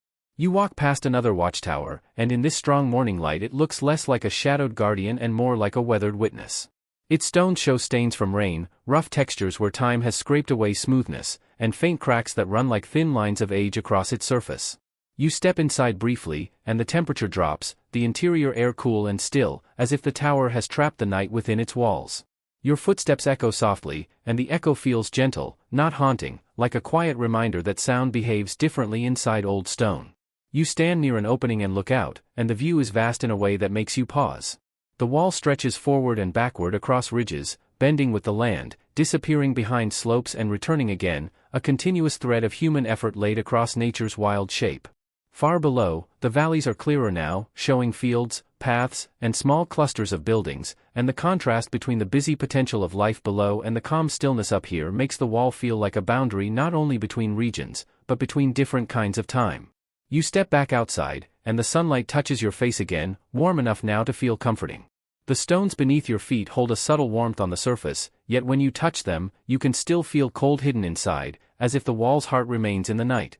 You continue onward, and the path rises again into a steep staircase that forces you to slow down. The steps are uneven, some worn shallow by countless feet, others taller and sharper, and your body adjusts with each climb, balancing effort and caution. As you climb, you imagine the soldiers who once walked here not as distant figures in history books, but as real people with tired legs, cold hands, and heavy thoughts. They would have climbed in all kinds of weather, in snow and rain, in wind that cut like knives, in heat that dried the throat, always watching, always listening, always carrying the weight of duty. In this morning calm, it is hard to imagine fear, yet the wall itself was born from it, built because people believed danger lived beyond the horizon. That belief is still embedded in the wall's shape, in its watchtowers, in its high placement on ridges, and even in the way it demands effort from anyone who walks it. Reaching the top of the climb, you pause and let your breath settle. The sky is bright now, and the mountains are fully visible, their ridges sharp, their slopes dotted with patches of vegetation, their valleys deep and shadowed in places where the sun has not yet reached. The wall ahead stretches into this landscape with quiet determination, and seeing it like this makes you understand that its true power is not only in its length, but in its refusal to surrender to the terrain. It climbs where it must, bends where it should, and continues onward without apology. You walk along a flatter section, and here the wall feels almost peaceful, like a long stone balcony overlooking the world. The parapets on either side rise to waist height, their openings evenly spaced, and you imagine archers once standing here, their eyes scanning the distance, their hands ready. Now, those openings frame the landscape like windows, turning the mountains into a series of calm paintings. The wind slips through them and brushes your skin, and the sound it makes is soft, like a quiet whisper passing through an empty hallway. You reach a section where the wall looks older again, where the bricks are less uniform and the mortar has crumbled in places. Small plants grow between the stones, their green leaves bright against the ancient surface, and their presence feels like a gentle reminder that nature is patient and unstoppable. The wall was built to resist, but time has taught it to yield in small ways, to allow life to return through cracks, to soften into the mountain rather than remain separate from it forever. You step carefully, feeling the roughness beneath your shoes, and you notice how this broken section feels more intimate. It is less grand, less perfect, and therefore more human. It shows vulnerability, the kind that comes not from weakness but from long endurance. You pass a collapsed watchtower where stones lie scattered, and you stand for a moment beside the ruin. In daylight, it does not feel tragic. It feels honest. It has reached a stage where it no longer needs to stand tall to be meaningful. Even broken, it tells its story. It tells of countless nights, countless dawns, countless winters and summers, and the quiet persistence of stone facing time. Moving on, you find the wall becomes stronger again, repaired and preserved, and the transition feels like stepping between eras, between different hands and intentions. Yet the silence remains consistent through all of it, steady and deep. As part 14 comes to an end, the morning continues to brighten, the world below grows more active, and the great wall stretches onward beneath the open sky, still carrying the spirit of the night within its ancient body. You keep walking, feeling history under your feet, hearing the wind and birds around you, and understanding more clearly that the wall's true silence is not emptiness, It is a presence, a timeless calm that invites you to slow down, listen, and let the weight of centuries settle gently into your mind. The morning now feels fully awake, bright and steady, and the great wall stretches beneath the open sky with a calm dignity that makes the world below seem distant, almost unreal. Sunlight pours across the ridges and rests on the stones like a gentle hand, warming the upper surfaces while the deeper shadows in cracks, stairwells, and watchtower interiors remain cool, guarding the last quiet traces of night. You continue forward along the uneven path, and the wall feels more present than ever, not just something you are walking on, but something you are walking with, as if it has its own slow heartbeat that your footsteps begin to match. The bricks beneath you show their age in every worn edge and chipped corner, and the mortar lines look like thin scars that have held the structure together through countless seasons. The air is still crisp, but it has softened into something refreshing rather than biting, and each breath feels clean enough to clear your mind. The wind moves steadily along the ridge, no longer sharp, but persistent, and it carries faint scents from the valleys, earth, dry grass, and the distant suggestion of smoke from morning fires. Birds call across the slopes in quick bursts, their voices bright and confident now, and their sounds float through the silence like small sparks of life.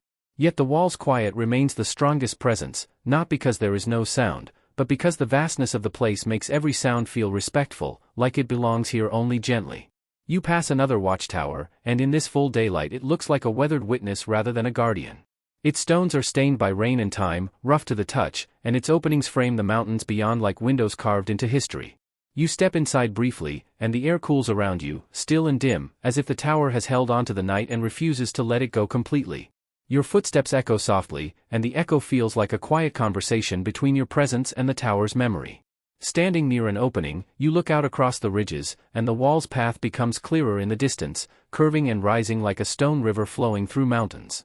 Far below, you can see more signs of life now, fields, roads, scattered buildings, and the contrast between that living world and this ancient stillness makes the wall feel like a boundary between eras.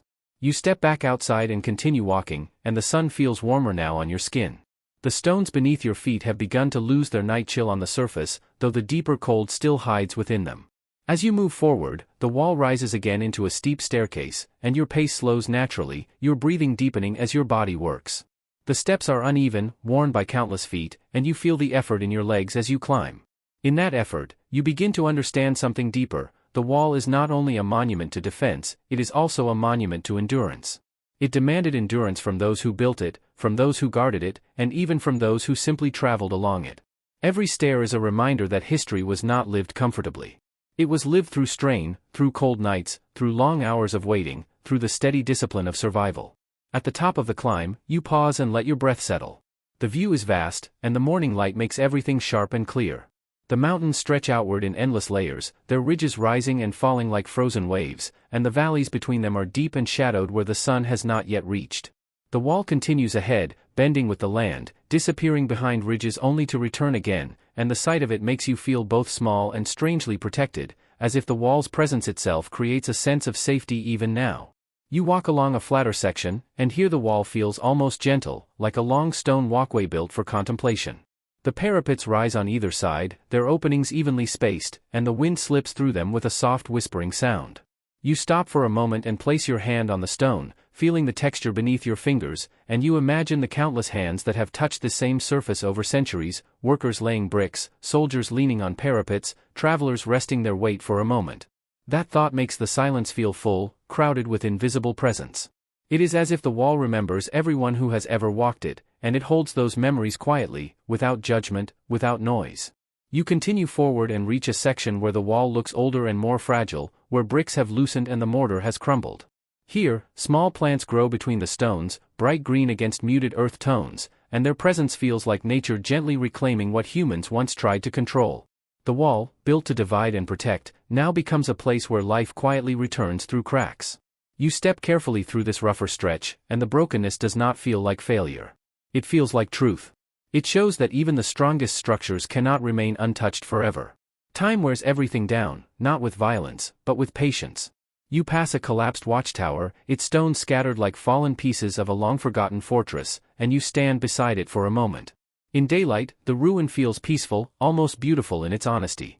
It has endured long enough to earn its rest, and even in fragments, it still speaks of strength. Moving on, you find the wall becomes stronger again, restored in places where preservation has held it together. The shift from ruin to repair feels like stepping between centuries, between different hands, different intentions, different definitions of what it means to protect history. Yet through all these changes, the wall's silence remains constant, steady and deep. As part 15 comes to an end, the morning continues to warm the mountains, the world below grows busier, and the great wall stretches onward beneath the bright sky, still carrying the quiet spirit of the night inside its ancient stones. You keep walking, not rushing, letting the wind and sunlight guide you, and you understand more clearly that the wall's true power is not only in its size or its history, but in the way it teaches you to slow down, to listen, and to feel the timeless presence of silence living quietly in the heart of the world. The morning has now settled into a brighter, warmer clarity, and the great wall stretches ahead like a long, ancient road that refuses to end, carrying its quiet spirit forward even as the day grows louder in the world below. Sunlight rests confidently on the stones now, turning the wall's muted reds and dusty browns into richer tones, while the shadows inside cracks and watchtower corners remain cool, holding onto the last hidden traces of night. You continue walking with a steady rhythm, and the wall feels less like something you are simply exploring and more like something you are slowly understanding. Each step lands on bricks worn smooth by countless travelers, each rise and dip in the path reminding you that this structure was never built for comfort, but for purpose. The air is still crisp, but the cold has softened into freshness, and when you breathe in, you can smell earth, dry grass, and the faint, distant smoke of morning life. The wind glides along the ridge with gentle persistence, brushing your face and slipping through the parapet openings like a quiet whisper that never fully stops. Birds call across the slopes, their voices clear and confident now, and the sound of them feels like a delicate layer of music laid over the wall's deep silence. Yet the quiet remains powerful, not because nothing moves, but because the wall itself creates a sense of stillness that makes every sound feel small and far away. You pass another watchtower, and in this strong daylight it looks like a weathered witness rather than a guardian, its stones stained by rain, roughened by wind, softened by time. You step inside for a moment, and the temperature drops immediately. The interior is dim, and the silence becomes thicker, as if the tower has stored it overnight and refuses to let it escape. Your footsteps echo gently, and the echo feels respectful, like the tower is acknowledging you without welcoming you too loudly. You stand near an opening and look out, and the view is wide enough to make your thoughts slow down.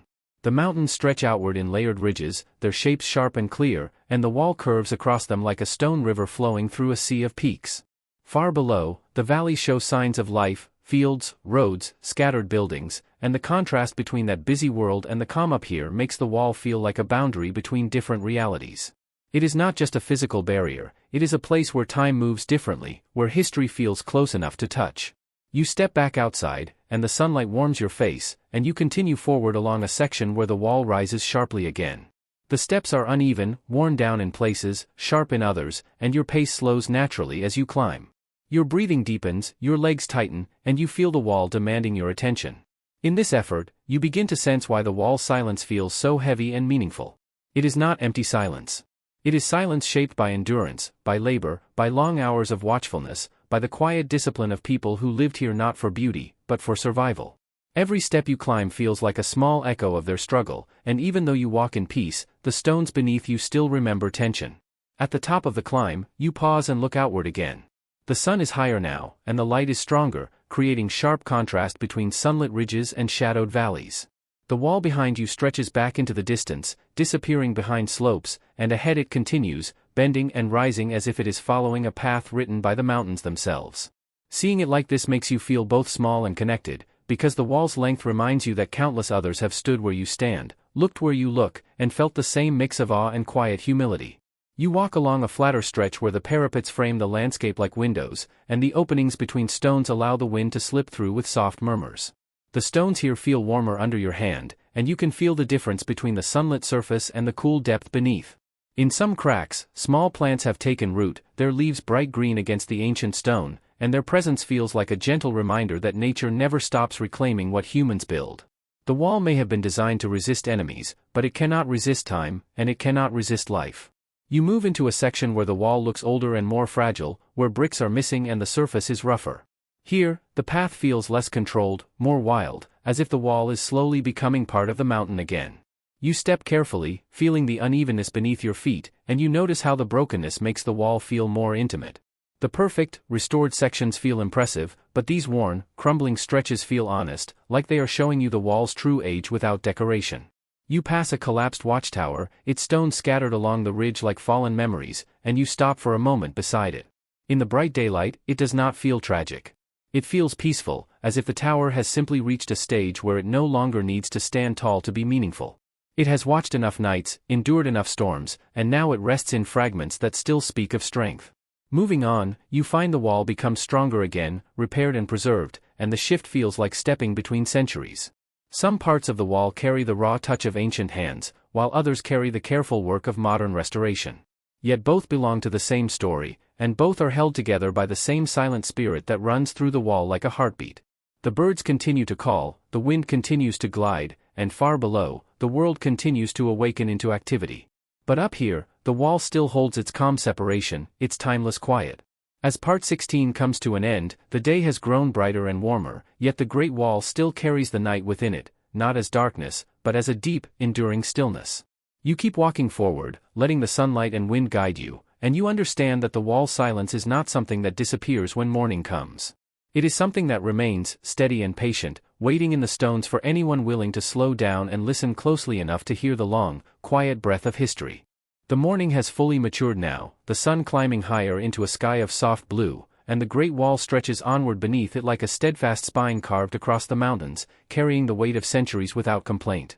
The stones glow faintly in the sunlight, muted reds and dusty browns softening into warmer tones, while the deep cracks and shadowed corners of the watchtowers still hold the cool memory of night, a quiet reserve that seems almost sacred. You continue along the uneven path, each step placing you in a rhythm that echoes the wall's long history. The surface beneath your feet is worn, every brick telling a story of countless people who have walked this path before you, soldiers, laborers, messengers, travelers, each leaving a trace, each contributing to the wall's endurance. The air is crisp and clear, carrying the scent of dry earth, faint greenery, and the distant smoke of villages that have begun their morning routines, yet even with these smells of life, the wall retains a calm separation from the world below.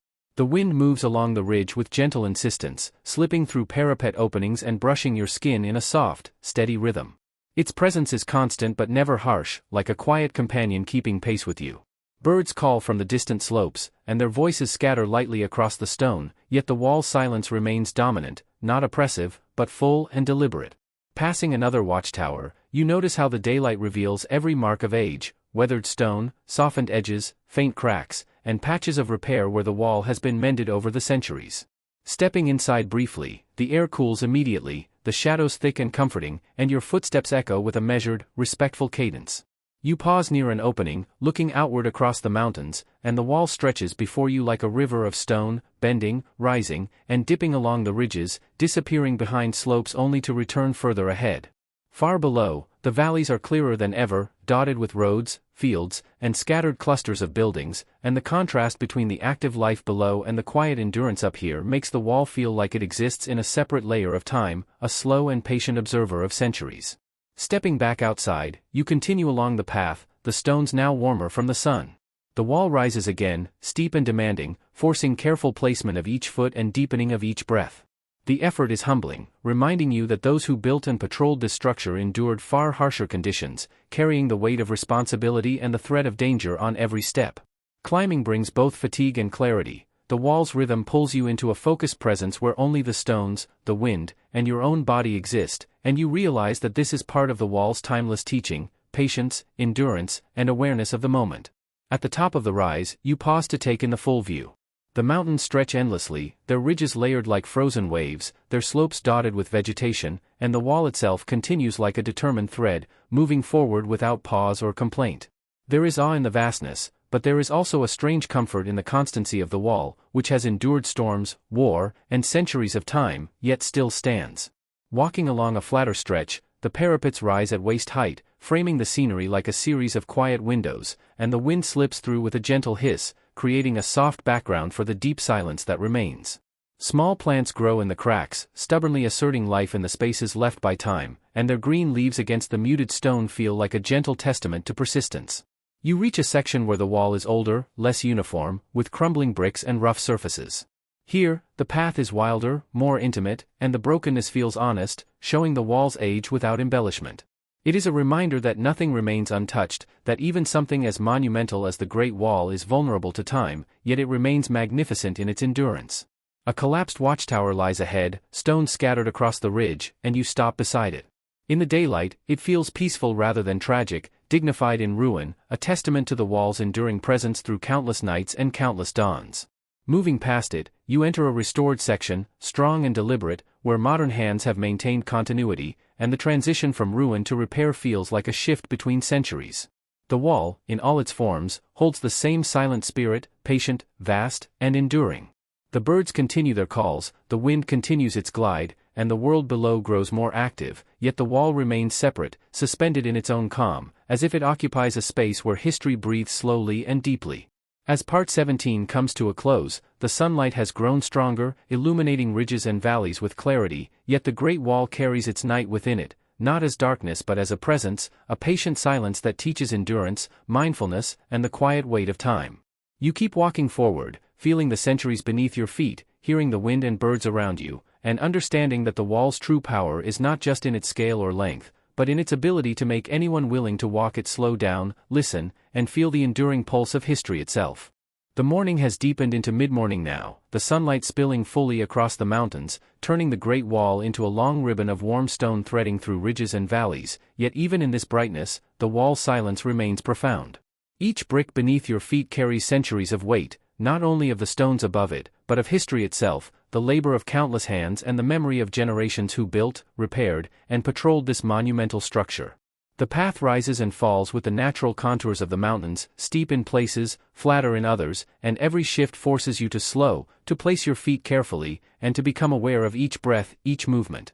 The wind is gentler now, moving steadily along the ridges, brushing your skin with crispness that feels refreshing rather than biting, and it carries faint scents from the valleys below, dry earth, grass, the subtle smoke of distant fires marking the start of daily life. Birds call across the slopes in sporadic bursts, their voices bright against the stone and mountain, and their presence seems to honor the wall's silence rather than disturb it. Passing another watchtower, you notice how the sunlight reveals every detail, weathered stones, softened edges, cracks where mortar has worn thin, and subtle signs of repair where human hands have sought to preserve what time cannot fully protect. You step inside briefly, and the interior air cools immediately, shadows deepening as if holding on to night just a little longer. Your footsteps echo softly, and the sound feels reverent, like a quiet conversation with the history the tower contains. Looking outward from the narrow openings, you see the mountains stretching endlessly, the wall curving and bending with the ridges, disappearing behind slopes only to return again further ahead. Far below, the valleys are visible in full clarity now, fields, roads, small clusters of homes, and hints of movement that remind you that life continues relentlessly below, while up here, the wall remains a place apart, suspended between earth and sky, in a rhythm of time all its own. Stepping back outside, you feel the sunlight warming your face and the stones beneath your hands, the surface carrying heat while the deeper inner layers retain coolness from night. The path rises once more, steep and demanding, and you climb slowly, muscles stretching, lungs deepening with each breath. The wall's uneven steps, some worn shallow by centuries of passage, others still jagged, make every movement deliberate, a reminder of the effort demanded of those who built and guarded this stone sentinel. In that effort, you sense the wall's enduring lesson, patience, vigilance, and presence. Every stone, every rise, every parapet is a measure of time and persistence. At the top of the rise, you pause and look outward. The mountains now appear in layered clarity, ridges rolling endlessly, valleys carved deep by millennia of wind and rain. The wall stretches ahead, bending, rising, falling, and vanishing behind distant slopes, a continuous thread of human endeavor meeting the vastness of nature. There is awe in the magnitude, but also reassurance, because the wall's presence is unbroken, steady, patient. Walking along a flatter stretch, the parapets rise along either side, framing the distant landscape in quiet order. The wind slips through these openings with a soft, constant murmur, and the stones feel alive beneath your hand, textured and warm where the sun has touched them. Small plants push through cracks, bright green against the muted tones, their persistence a gentle counterpoint to the wall's enduring stillness. You enter a section where the wall appears older and less uniform. Bricks have shifted, mortar has crumbled, and small gaps give nature the opportunity to reclaim what humans attempted to control. Here, the path feels wilder, more intimate, and the brokenness makes the wall feel honest, showing its age without concealment. You step carefully, sensing the unevenness beneath your shoes, and realize that this fragility does not diminish the wall, it adds depth, a quiet testament to centuries endured. A collapsed watchtower appears ahead, stones scattered along the ridge, yet the ruin feels peaceful in daylight, a reminder that strength is not always measured by perfection or uprightness, but by survival and history held in place. Moving onward, the wall strengthens again, restored and repaired, and the transition between old and new, fragile and firm, feels like moving between eras. Some stones bear the raw touch of centuries-old hands, others the careful work of modern restoration, yet both sections carry the same enduring spirit, the same patient silence. The birds continue to call, the wind continues its soft glide, and below, the world grows more active, yet up here the wall remains separate, timeless, suspended in its own rhythm. As Part 18 comes to a close, the sunlight grows warmer, illuminating ridges and valleys with clarity, yet the Great Wall continues to hold its night within it, not as darkness, but as a presence, a patient, enduring stillness. You walk onward, letting the wind, the sun, and the stones guide you, and understand that the wall's true lesson is not only in its size or length, but in its quiet ability to slow time, to teach patience, to make anyone willing to traverse it aware of history breathing beneath their feet, and of silence as a living, timeless companion that carries the weight of centuries across every step, every tower, and every curve of stone.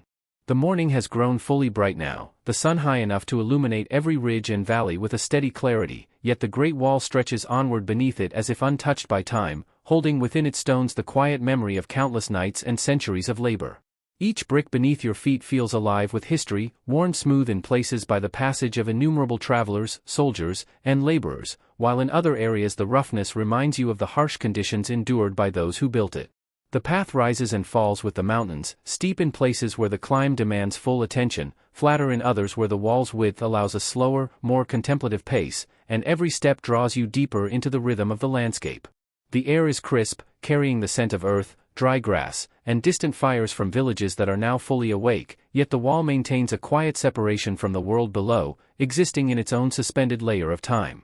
The wind moves steadily along the ridges, brushing your face softly and passing through parapet openings with a gentle hiss, persistent but never harsh, almost like a companion guiding your journey forward. Birds call from distant slopes and scattered trees, their voices weaving lightly across the stones, and in their activity you sense that life respects the wall's stillness rather than intruding upon it. Passing another watchtower, you notice how the sunlight reveals its details, weathered stones, softened edges, cracks in the mortar, and subtle repairs that speak of human effort to preserve what centuries could not entirely protect. You step inside for a moment, and the interior is cool and shadowed, the dimness holding on to the last vestiges of night. Your footsteps echo softly, a quiet dialogue with the memory of all who have stood here before, and you pause at an opening to look outward, taking in the wall's serpentine path across the mountains. It rises and falls, disappears behind ridges only to return farther ahead, following the natural contours of the land in a design both strategic and eternal.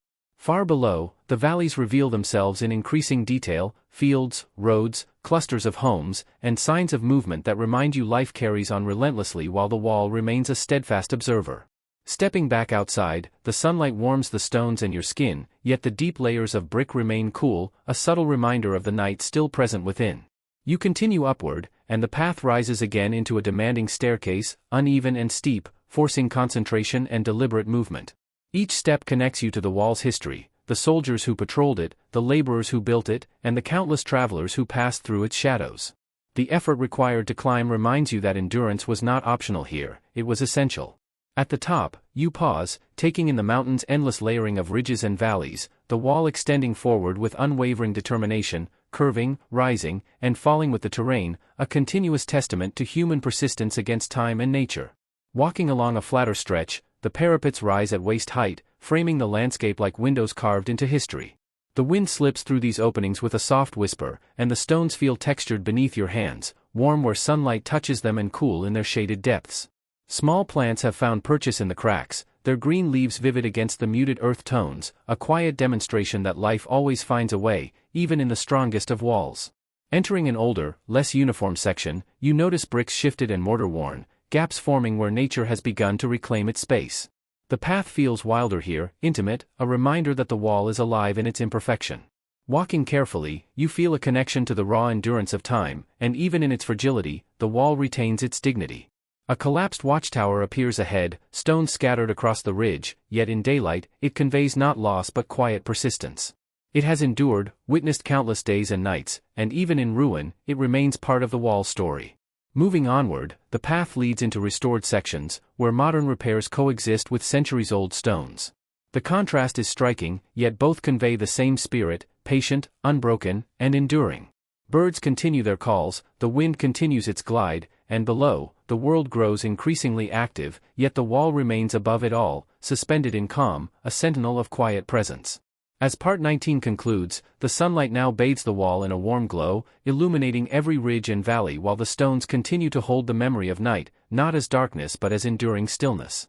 Walking onward, feeling history beneath your feet, hearing the wind and the birds, you realize that the wall's true power is not in its length, its scale, or its grandeur, but in the way it teaches presence, patience, and reverence. Every step along this ancient path is a reminder that silence is not absence, but a living companion that carries the weight of centuries, inviting those who traverse it to slow down, listen deeply, and feel the enduring pulse of history resonating in stone, air, and mountain alike. The sunlight has now settled fully into the day, warm and steady, and the great wall stretches ahead, a steadfast thread of stone winding through the mountains, carrying the memory of countless nights within its vast, enduring structure. Each brick beneath your feet feels alive with history, some worn smooth by centuries of footsteps, others rough and jagged where time has taken its toll, and every step along this ancient path reminds you of the wall's purpose, its endurance, and the human hands that shaped it long ago. The path rises and falls with the natural contours of the ridges, steep in places that demand focus and slower, more deliberate movement, flatter in others where your pace can relax and your mind can wander, yet even here, the wall insists on awareness, on presence, on being fully alive to the moment. The air is crisp and clear, carrying the scents of earth and dry grass, faint smoke from villages below, and the subtle aroma of distant pine or other forest growth clinging to the mountainsides, yet the wall maintains a calm separation from the world beneath, existing in its own suspended time. The wind moves steadily along the ridge, brushing your face and slipping through the parapet openings in a soft, constant murmur, gentle yet insistent, as if guiding you along the path. Birds call from distant slopes and trees, their voices scattering lightly across the wall, their songs small accents to the vast silence that pervades the space. Passing another watchtower, you notice how the sunlight reveals every mark of age, weathered stone, softened edges, faint cracks, and careful repairs where human hands have worked to preserve what centuries cannot protect entirely. Stepping inside, the air immediately cools, shadows thickening, carrying the quiet of night still folded into the space.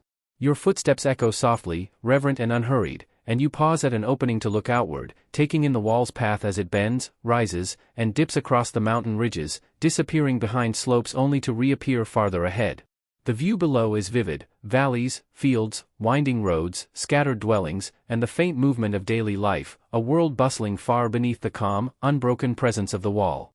Stepping back outside, the sunlight warms your hands and face, the stone beneath carrying heat at the surface while the inner layers remain cool, a subtle reminder of the night lingering in its depths. The path rises again, steep and demanding, requiring deliberate steps and steady breathing, and as you climb, the wall communicates the endurance embedded in every stone, the patience, vigilance, and labor that built such a vast, unyielding structure. Each step echoes not only with your movement but with the footsteps of countless others, soldiers patrolling, workers building, travelers pausing in awe, and the awareness of their passage deepens your own presence, connecting you to the wall across centuries. Reaching the summit of the rise, you pause to take in the mountains stretched out endlessly before you, layered ridges rolling outward, valleys deep and shadowed where the sunlight has not yet touched, and the wall itself threading through it all, a continuous testament to human persistence in the face of time and nature. Walking along a flatter section, the parapets rise along either side, framing the landscape in quiet order, and the wind passes through the openings with soft hissing whispers, while the stones beneath your hands feel textured, warm where touched by sunlight, cool in shadowed recesses. Small plants push through cracks in the wall, vivid green against muted stone, their resilience echoing the persistence of the wall itself. Entering an older, less uniform section, bricks are shifted, mortar crumbled, and gaps give nature space to reclaim its domain. Here, the path feels wilder, intimate, and the brokenness feels honest, revealing the wall's true age and endurance without the polish of restoration. Each careful step along this stretch reinforces the connection to the raw, enduring power of time. A collapsed watchtower appears ahead, its stones scattered along the ridge, yet in daylight, it conveys persistence rather than loss. Even in ruin, it holds the dignity of survival, having borne witness to countless dawns and nights. Moving onward, the path transitions to a restored section, where modern efforts blend with centuries-old stones, showing the continuity of care across generations. Both the ancient and restored segments carry the same silent presence, patient and unbroken. Birds continue their calls, the wind continues its glide, and the world below grows ever more active, yet up here, the wall remains suspended in its own calm, a sentinel of timeless endurance. As Part 20 comes to a close, sunlight bathes the mountains and valleys, illuminating the wall's curves and ridges, yet the stones still hold within them the quiet of night, not darkness, but a deep, enduring stillness. Walking onward, feeling history beneath your feet, listening to the soft murmur of wind and birds, you understand that the wall's true power lies not in its enormity, nor its length, but in its ability to teach patience, presence, and reverence. Every step along this ancient path is a meditation in time, a reminder that silence is not emptiness but a living companion, carrying the weight of centuries, inviting those who walk it to slow down, listen, and feel the enduring pulse of history resonating in stone, air, and mountain alike. The sun has climbed higher now, pouring steady light across the mountains, and the great wall stretches endlessly ahead, a ribbon of stone weaving through ridges and valleys, carrying the memory of countless nights and the slow passage of centuries within its vast, enduring structure. Each brick beneath your feet seems alive with history, smooth in some places where time and countless footsteps have polished it, rough in others where erosion and age have left it uneven and unpredictable, and every step feels like a conversation with the past, a small act of participation in the wall's long story. The path rises and falls with the natural contours of the mountains, steep in some sections, demanding attention and deliberate steps, flatter in others, allowing your pace to slow and your mind to expand, yet the wall insists on presence, teaching you that time and effort are inseparable. The air is crisp and invigorating, carrying scents of earth, dry grass, and distant smoke from villages beginning their day, yet up here the wall exists in a separate layer of reality, a calm, enduring presence above the bustle below. The wind sweeps steadily along the ridges, brushing your skin gently, slipping through parapet openings with soft, continuous murmurs, guiding your attention forward without urgency. Birds call across the slopes and trees, their voices scattering lightly across the stones, their life and motion acknowledging the wall's silence rather than disturbing it. Passing another watchtower, you notice the sunlight illuminating every detail, weathered stones, softened edges, cracks in the mortar, and traces of human repair, subtle marks that bridge centuries. Stepping inside the tower, the air cools, shadows deepen, and the quiet of night seems to linger here longer than anywhere else. Your footsteps echo softly, reverent and measured, and you pause at an opening to look outward, taking in the wall's serpentine path across the mountains. It rises and dips, disappears behind ridges only to re-emerge further ahead, curving with a precision that is both natural and deliberate. Far below, the valleys reveal themselves in vivid detail, fields, winding roads, clusters of homes, and the small movements of daily life, a stark contrast to the wall's patient stillness, which seems suspended above the passage of ordinary time. Stepping back outside, the sunlight warms your face and hands, the surface of the stones carrying heat while the interior layers remain cool, preserving the memory of night within them. The path rises once more into a steep section, and your pace slows as muscles stretch, breathing deepens, and every step becomes an exercise in concentration. The wall's enduring presence is not merely structural but moral, it reminds you of the labor, vigilance, and patience of those who built and guarded it, and every step you take resonates with their endurance. At the top of the climb, you pause, and the mountains unfold before you in endless layers of ridges and valleys, the wall stretching onward with unwavering determination, bending, rising, and falling in a seamless continuity, a human thread against the vastness of nature. Walking along a flatter section, the parapets rise to either side, framing the distant landscape like a series of quiet windows. The wind slips through these openings with gentle hissing, while the stones beneath your hands feel textured, warm where sunlight touches them, cool in shaded recesses. Small plants have rooted in the cracks, their vibrant green a testament to persistence, life reclaiming space even in the strongest human creation. You enter a section that appears older, less uniform, with bricks shifted, mortar crumbled, and small gaps where nature has begun its quiet reclamation. Here, the path feels wilder and more intimate, the brokenness conveys honesty, revealing the wall's age and endurance without artifice. Each careful step reinforces a sense of connection to the raw, patient power of time. A collapsed watchtower comes into view, stones scattered along the ridge, yet in daylight it communicates persistence rather than loss. Even in ruin, it retains dignity, having endured countless dawns and nights, its presence still integral to the wall's story. Moving onward, the path transitions to a restored section, where modern repairs coexist with centuries-old stones. The contrast between old and restored, fragile and firm, conveys a continuity of care and reverence for the wall's enduring spirit. Birds continue their calls, the wind continues its glide, and below, the world grows increasingly active, yet above it all, the wall remains suspended in calm, a sentinel of timeless endurance. As Part 21 concludes, sunlight bathes ridges and valleys, highlighting the wall's curves and contours while the stones continue to hold the memory of night, not as darkness, but as enduring stillness. Walking onward, feeling centuries beneath your feet, listening to the soft wind and bird calls, you understand that the wall's power lies not in its size or length, but in its ability to teach presence, patience, and reverence. Every step along this ancient path is a meditation in time, a reminder that silence is not emptiness, but a living companion carrying the weight of history, inviting all who traverse it to slow down, listen deeply, and feel the pulse of centuries resonating in stone, air, and mountain alike. The day has grown warmer now, the sun high enough to cast its light fully across the mountains, and the great wall stretches endlessly ahead, a winding ribbon of stone that carries within it the weight of centuries and the memory of countless nights. Every brick beneath your feet is worn, some smooth from the passage of generations, others jagged where time and weather have left their mark, and each step feels like an engagement with history itself, a connection to the hands that built, repaired, and guarded this monumental structure. The path rises and falls with the ridges, steep and demanding in some sections, flatter in others, yet even where the climb is easier, the wall commands awareness and attention, teaching presence and patience with every step. The air is crisp and clear, carrying the scent of dry grass, earth, and the faint smoke of distant villages beginning their day, yet the wall exists above it all, in its own suspended layer of time, quiet and unwavering.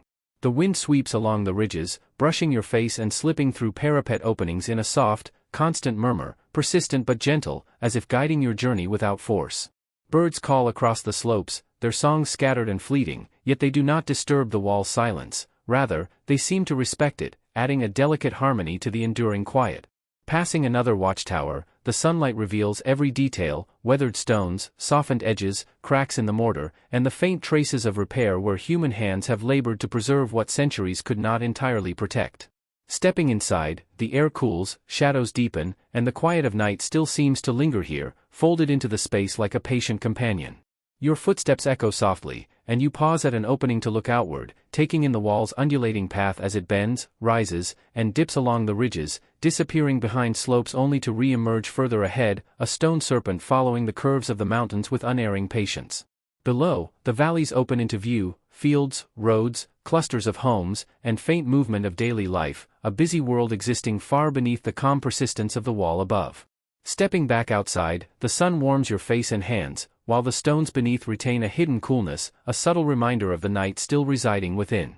The path rises again into a steep climb, demanding careful steps and steady breathing, and as you ascend, the wall speaks not through words, but through its presence, endurance, patience, vigilance, and labor embedded in every stone. Every step connects you to those who walked here before, soldiers patrolling, builders laboring, travelers pausing, and you sense their passage as a quiet echo beneath your feet.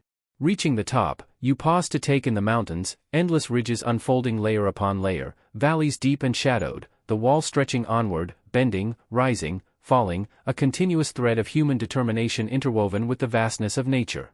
Along a flatter section, the parapets rise to either side, framing the distant landscape like solemn windows, and the wind passes through these openings with a soft, constant whisper, while the stones beneath your hands feel alive, textured and warm where sunlight touches them, cool in shadowed recesses. Small plants push through cracks, vivid green against muted stone, a testament to persistence, the quiet reclamation of life amidst the endurance of human construction. Entering a section that appears older, less uniform, bricks shifted, mortar crumbled, and small gaps giving nature space to reclaim the wall surface, you feel a wilder intimacy, an honest reminder of age and endurance without artifice. Each careful step along this uneven stretch reinforces a connection to the raw, patient power of time. Ahead, a collapsed watchtower lies scattered along the ridge, yet in daylight it conveys persistence rather than loss, enduring dignity even in ruin, a testament to centuries of observation, vigilance, and quiet strength. Moving onward, the path transitions into restored sections, where modern repair blends seamlessly with ancient stone, creating a continuity that honors past and present alike, yet the silent spirit of the wall remains unchanged, patient, unbroken, and enduring. Birds continue their calls, the wind continues to glide, and the world below grows ever more active, yet above it all, the wall remains suspended in calm, a timeless sentinel. As Part 22 comes to a close, sunlight bathes the ridges and valleys, illuminating the wall's curves and contours, while the stones hold within them the quiet of night, not darkness, but an enduring stillness. Walking onward, feeling centuries beneath your feet, hearing the soft murmur of wind and birds, you understand that the wall's power lies not in size or scale, but in its ability to teach presence, patience, and reverence. Every step along this ancient path is a meditation in time, a reminder that silence is not emptiness, but a living companion, carrying the weight of history and inviting all who traverse it to slow down, listen deeply, and feel the pulse of centuries resonating in stone, air, and mountain alike. The sunlight has settled fully over the mountains now, bathing the Great Wall in a warm glow that brings out the subtle reds and earthy browns of its ancient stones, yet even in this brightness, the wall carries a profound silence, a quiet presence shaped over centuries of watchfulness, labor, and enduring patience. Each brick beneath your feet is alive with history, smooth in places where time and countless footsteps have polished it, rough where erosion and weather have left their mark, and every step feels like a communion with the generations that built, repaired, and walked these paths before you. The wall rises and dips along the ridges, steep in some sections, demanding careful attention and deliberate motion, flatter in others, allowing your mind to wander even as your body continues in steady rhythm, and through it all, the structure imposes a sense of presence, teaching patience and awareness in every step. The air is crisp and fragrant with earth, dry grass, and the faint smoke of distant villages beginning their routines, yet here on the ridge, the world below feels distant, almost secondary, while the wall holds its own time, a suspended layer of history, calm and unbroken. The wind sweeps along the ridges, brushing your skin softly, slipping through the parapet openings with a gentle, continuous murmur, persistent but never intrusive, like a guide moving alongside you without haste. Birds call across the slopes and trees, their voices scattered and fleeting, yet they seem to honor the wall's quiet, adding a delicate melody to the pervasive stillness. Passing another watchtower, the sunlight illuminates every detail, weathered stones, softened edges, small cracks in the mortar, and subtle signs of repair where human hands have labored to preserve what centuries alone could not sustain. Stepping inside, the air immediately cools, shadows deepen, and the quiet of night seems to linger here still, folded into the space as if reluctant to let go. Your footsteps echo softly, reverent and measured, and you pause at an opening to look outward, taking in the wall's serpentine path as it winds across the mountains, rising and falling with ridges, disappearing behind slopes only to reappear further ahead, a stone river flowing through time and terrain.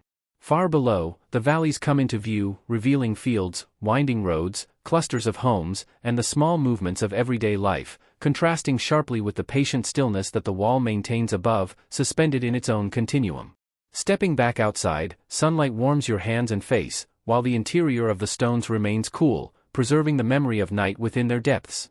The path rises once more into a steep section, demanding focus, steady breathing, and deliberate steps, and in this climb, you feel the wall speaking through its presence rather than words, endurance, vigilance, and the accumulated effort of countless lives etched into every stone. Every step resonates with the echoes of those who walked before you, soldiers patrolling, laborers building, travelers pausing in awe, and the weight of their passage deepens your awareness of the wall's slow, patient strength. Reaching the top, you pause, taking in the mountain's endless layering of ridges and valleys, the wall stretching onward with unwavering determination, curving, rising, falling, a continuous testament to human persistence against the vastness of nature. Along a flatter stretch, the parapets rise to either side, framing the distant landscape like solemn windows. The wind slips through these openings with soft, constant whispers, and the stones beneath your hands feel alive, warm where touched by sunlight, cool in shadowed recesses. Small plants push through cracks, bright green against muted stone, their resilience a quiet companion to the enduring structure of the wall itself. Entering a section older and less uniform, bricks shifted, mortar crumbled, and small gaps allow nature to reclaim its domain. Here, the path feels wilder and more intimate, and the wall's brokenness feels honest, revealing age and endurance without artifice. Each careful step reinforces the connection to the raw, patient power of time.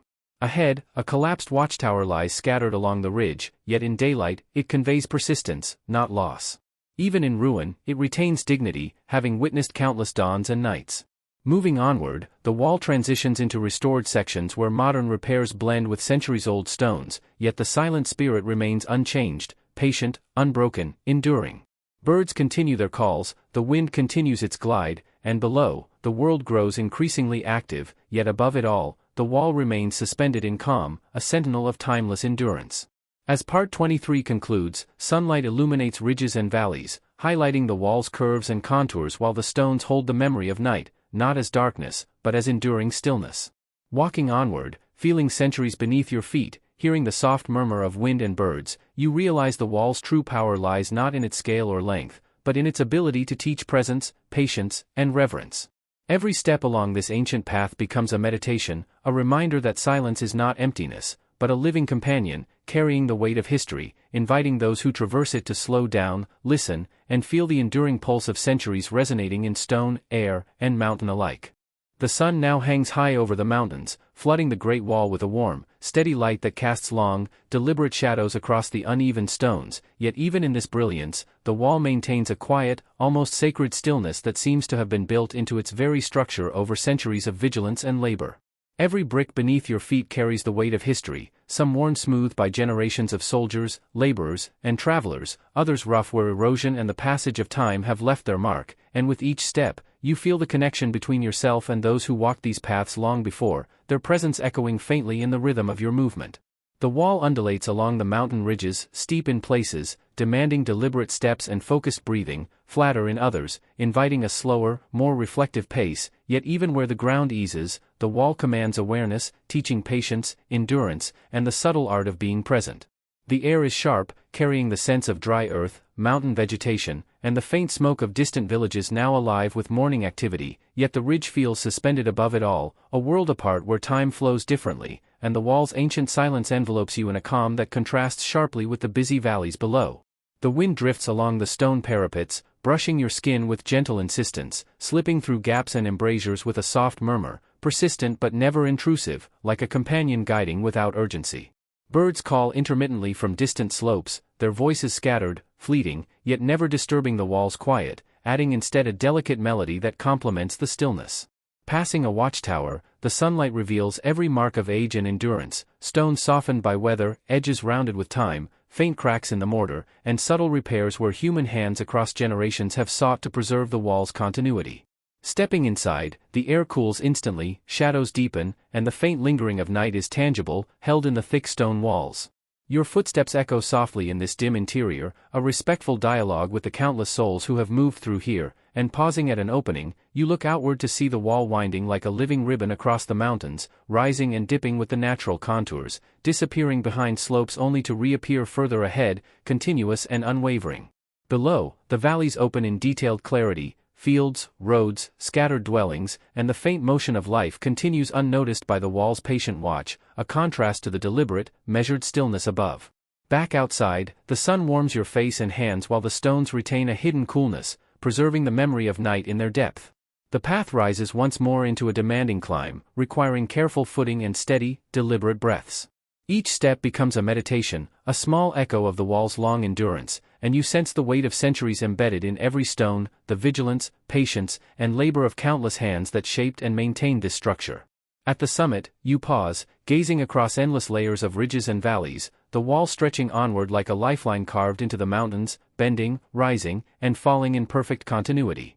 Along a flatter section, the parapets frame the distant landscape like solemn windows, and the wind slips through the openings with a soft, constant whisper, while the stones beneath your hands feel alive, warm where touched by sunlight, cool where shadowed. Small plants cling to the cracks, bright green against muted stone, resilient life asserting itself even within this man-made monument, a subtle reminder that persistence exists both in human labor and in nature. Entering an older, less uniform section, bricks shifted, mortar crumbled, gaps forming where the elements have begun to reclaim the wall, you feel the intimacy of age, the honesty of imperfection, and the raw endurance of centuries revealed without restoration. Each careful step along this stretch reinforces the sense of connection to the wall's patient strength. A collapsed watchtower appears ahead, stones scattered across the ridge, yet in daylight, it conveys persistence rather than ruin, dignity in decay, having witnessed countless nights and dawns. Moving onward, the wall transitions into restored sections where modern repairs blend seamlessly with ancient stone, preserving continuity across time, yet the silent spirit of the wall remains unchanged, patient, unbroken, enduring.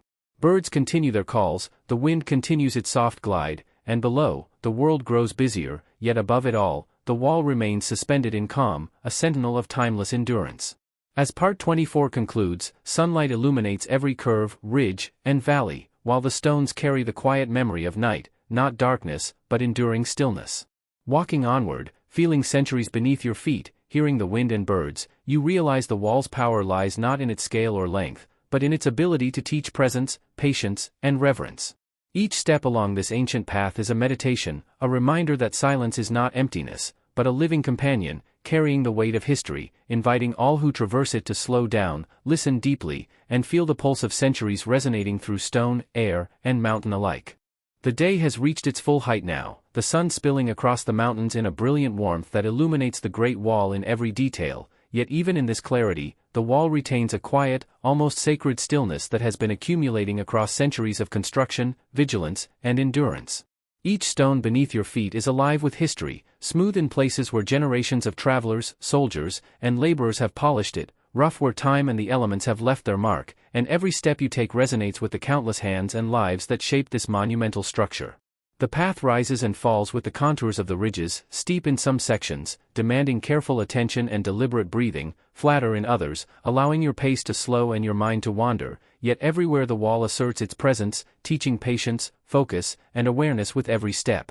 The air is crisp and infused with the scent of dry earth, mountain grasses, and faint smoke from villages below now fully alive with the rhythm of daily life, yet high above, the wall exists in a separate continuum, suspended in time, holding within it the memory of centuries of nights and quiet watchfulness. The wind drifts along the ridges, brushing your skin gently, slipping through the parapet openings with a persistent yet soft murmur, guiding your movement forward without haste, a constant companion in the vastness. Birds call intermittently from distant slopes, their songs scattering across the stone, harmonizing with the wall's deep silence rather than disturbing it. Passing a watchtower, the sunlight reveals every subtle detail, stones softened by centuries of weather, edges worn smooth, cracks in the mortar, and faint traces of repair by generations who sought to preserve the wall's strength and continuity. Stepping inside, the temperature drops immediately, shadows deepen, and the lingering essence of night seems folded into the thick stone walls. Your footsteps echo softly, a reverent cadence connecting you to all who passed here before, and at an opening, you pause to take in the wall's winding path across the mountains. It rises and dips with the ridges, disappears behind slopes, only to reappear farther along, a stone river flowing steadily through time and terrain. Below, the valleys open in vivid detail, fields, winding roads, scattered homes, and glimpses of human activity that contrast sharply with the wall's deliberate stillness above. Stepping back outside, sunlight warms your face and hands, while the deeper layers of stone retain a hidden coolness, a subtle reminder of the night preserved within. The path rises again into a steep climb, requiring careful placement of feet, steady breathing, and concentrated focus, and with each step, you feel the endurance embedded in the wall itself, the patience, vigilance, and labor of countless hands shaping and maintaining this vast monument. Every step resonates with the echoes of those who walked here before, soldiers patrolling, workers building, travelers pausing, and you sense the layered presence of centuries beneath your feet. At the summit, you pause to take in the mountains unfolding in endless layers of ridges and valleys, the wall stretching onward with unwavering determination, bending, rising, and falling in perfect continuity, a human thread woven through the vastness of nature. Along a flatter stretch, the parapets rise to either side, framing the distant landscape like solemn windows, and the wind passes through the openings with soft, constant whispers, while the stones beneath your hands feel alive, warm where sunlight touches, cool in shadowed areas. Small plants push through cracks, their vivid green a testament to resilience, persistence, and life asserting itself even within this enduring human structure. Entering an older, less uniform section, bricks shifted, mortar crumbled, and gaps allow nature's quiet reclamation, you feel a wilder intimacy, an honesty in imperfection, a direct connection to centuries of endurance. Each careful step reinforces your sense of connection to the raw, patient strength of time. Ahead, a collapsed watchtower lies along the ridge, stones scattered yet still dignified, conveying persistence and memory rather than loss, having borne witness to countless nights and countless dawns. Moving onward, the path transitions into restored sections, where modern repair blends seamlessly with ancient stone, preserving continuity across centuries, yet the silent spirit of the wall remains unchanged, patient, unbroken, enduring. Birds continue their calls, the wind continues its glide, and below, life grows increasingly active, yet above it all, the wall remains suspended in calm, a sentinel of timeless endurance. As Part 25 comes to a close, sunlight illuminates every curve, ridge, and valley, while the stones hold the quiet memory of night, not darkness, but enduring stillness. Walking onward, feeling centuries beneath your feet, listening to the gentle murmur of wind and birds, you understand that the wall's true power lies not in its scale or length, but in its ability to teach presence, patience, and reverence. Each step along this ancient path is a meditation, a reminder that silence is not emptiness, but a living companion, carrying the weight of history, inviting all who traverse it to slow down, listen deeply, and feel the pulse of centuries resonating through stone, air, and mountain alike. The sun has begun its slow descent now, casting long, golden shadows across the mountains, and the great wall stretches endlessly ahead, a vast ribbon of stone threading through ridges and valleys, carrying within it the weight of centuries, the quiet of countless nights, and the memory of those who built and guarded it with tireless devotion. Each brick beneath your feet holds its own story, some polished smooth by the passage of generations, others rough and jagged where time and weather have taken their toll, and every step you take feels like a conversation with history itself, a small act of participation in the enduring rhythm of this monumental structure. The wall rises and falls with the natural contours of the mountains, steep in places that demand deliberate, focused steps, flatter in others where your pace can slow and your mind can wander, yet the wall's presence remains constant, teaching patience, mindfulness, and the subtle art of endurance. The air is crisp, carrying the scents of earth, dry grass, and the faint smoke of distant villages preparing for the evening, yet here on the ridge, the world below feels distant, almost secondary, as the wall exists in its own layer of time, calm, and unbroken. The wind drifts steadily along the parapets, brushing your skin gently, slipping through embrasures and gaps with a persistent, soft murmur, guiding your journey without haste, a constant companion in the vast silence. Birds call intermittently from distant slopes, their voices light and fleeting, yet they seem to honor the wall's stillness, adding a delicate melody that complements rather than disturbs its enduring quiet. Passing a watchtower, the sunlight illuminates every detail, stones softened by centuries of weather, edges rounded and worn, faint cracks in the mortar, and subtle repairs made by human hands over generations seeking to preserve the structure. Stepping inside, the air cools instantly, shadows deepen, and the lingering essence of night seems folded into the thick walls, a quiet reminder of the hours long past. Your footsteps echo softly, reverent and measured, and pausing at an opening, you look outward to see the wall's winding path as it snakes across the mountains, rising and dipping with the terrain, disappearing behind ridges only to reappear farther along, continuous and patient in its presence. Below, valleys unfold with vivid clarity, fields, roads, scattered homes, and small movements of human activity, a busy world unaware of the watchful stones above. Stepping back outside, the sunlight warms your face and hands, while the interior layers of the stones retain their hidden coolness, a subtle preservation of the night within. The path rises once more into a steep climb, demanding focused steps and steady breathing, and with each ascent, you feel the endurance embedded in the wall itself, the patience, vigilance, and labor of countless hands imprinted into every stone. Every step resonates with the echoes of those who have walked here before, soldiers on patrol, laborers building and repairing, travelers pausing, all layered into the quiet rhythm beneath your feet. At the summit, you pause, taking in the mountains stretched endlessly before you, the wall curving, rising, and falling in seamless continuity, a human thread interwoven with the vast, timeless landscape. Along a flatter section, the parapets frame the distant terrain like solemn windows, and the wind drifts through the openings with a soft, constant whisper, while the stones beneath your hands feel alive, warm in sunlight, cool in shadow. Small plants grow in the cracks, vivid green against muted stone, a testament to persistence, life asserting itself even within this enduring monument of human endeavor. Entering an older, less uniform section, bricks shifted, mortar worn, small gaps allowing nature to reclaim parts of the wall, the path feels wilder, intimate, and honest, revealing the raw endurance of centuries without the polish of restoration. Each careful step reinforces a connection to the patient strength of time itself. Ahead, a collapsed watchtower lies scattered along the ridge, yet in daylight, it conveys persistence rather than loss, dignity in ruin, having borne witness to countless nights and dawns. Moving onward, the wall transitions into restored sections, where modern repair blends seamlessly with ancient stone, preserving continuity while the silent spirit of the wall remains unchanged, patient, unbroken, enduring. Birds continue their calls, the wind continues its gentle glide, and below, the world grows more active as evening approaches, yet above it all, the wall remains suspended in calm, a sentinel of timeless endurance. As Part 26 concludes, sunlight bathes ridges and valleys, illuminating every curve and contour, while the stones retain the quiet memory of night, not darkness, but a patient, enduring stillness. Walking onward, feeling centuries beneath your feet, hearing the soft murmur of wind and birds, you understand that the wall's power lies not in its scale or length, but in its ability to teach presence, patience, and reverence.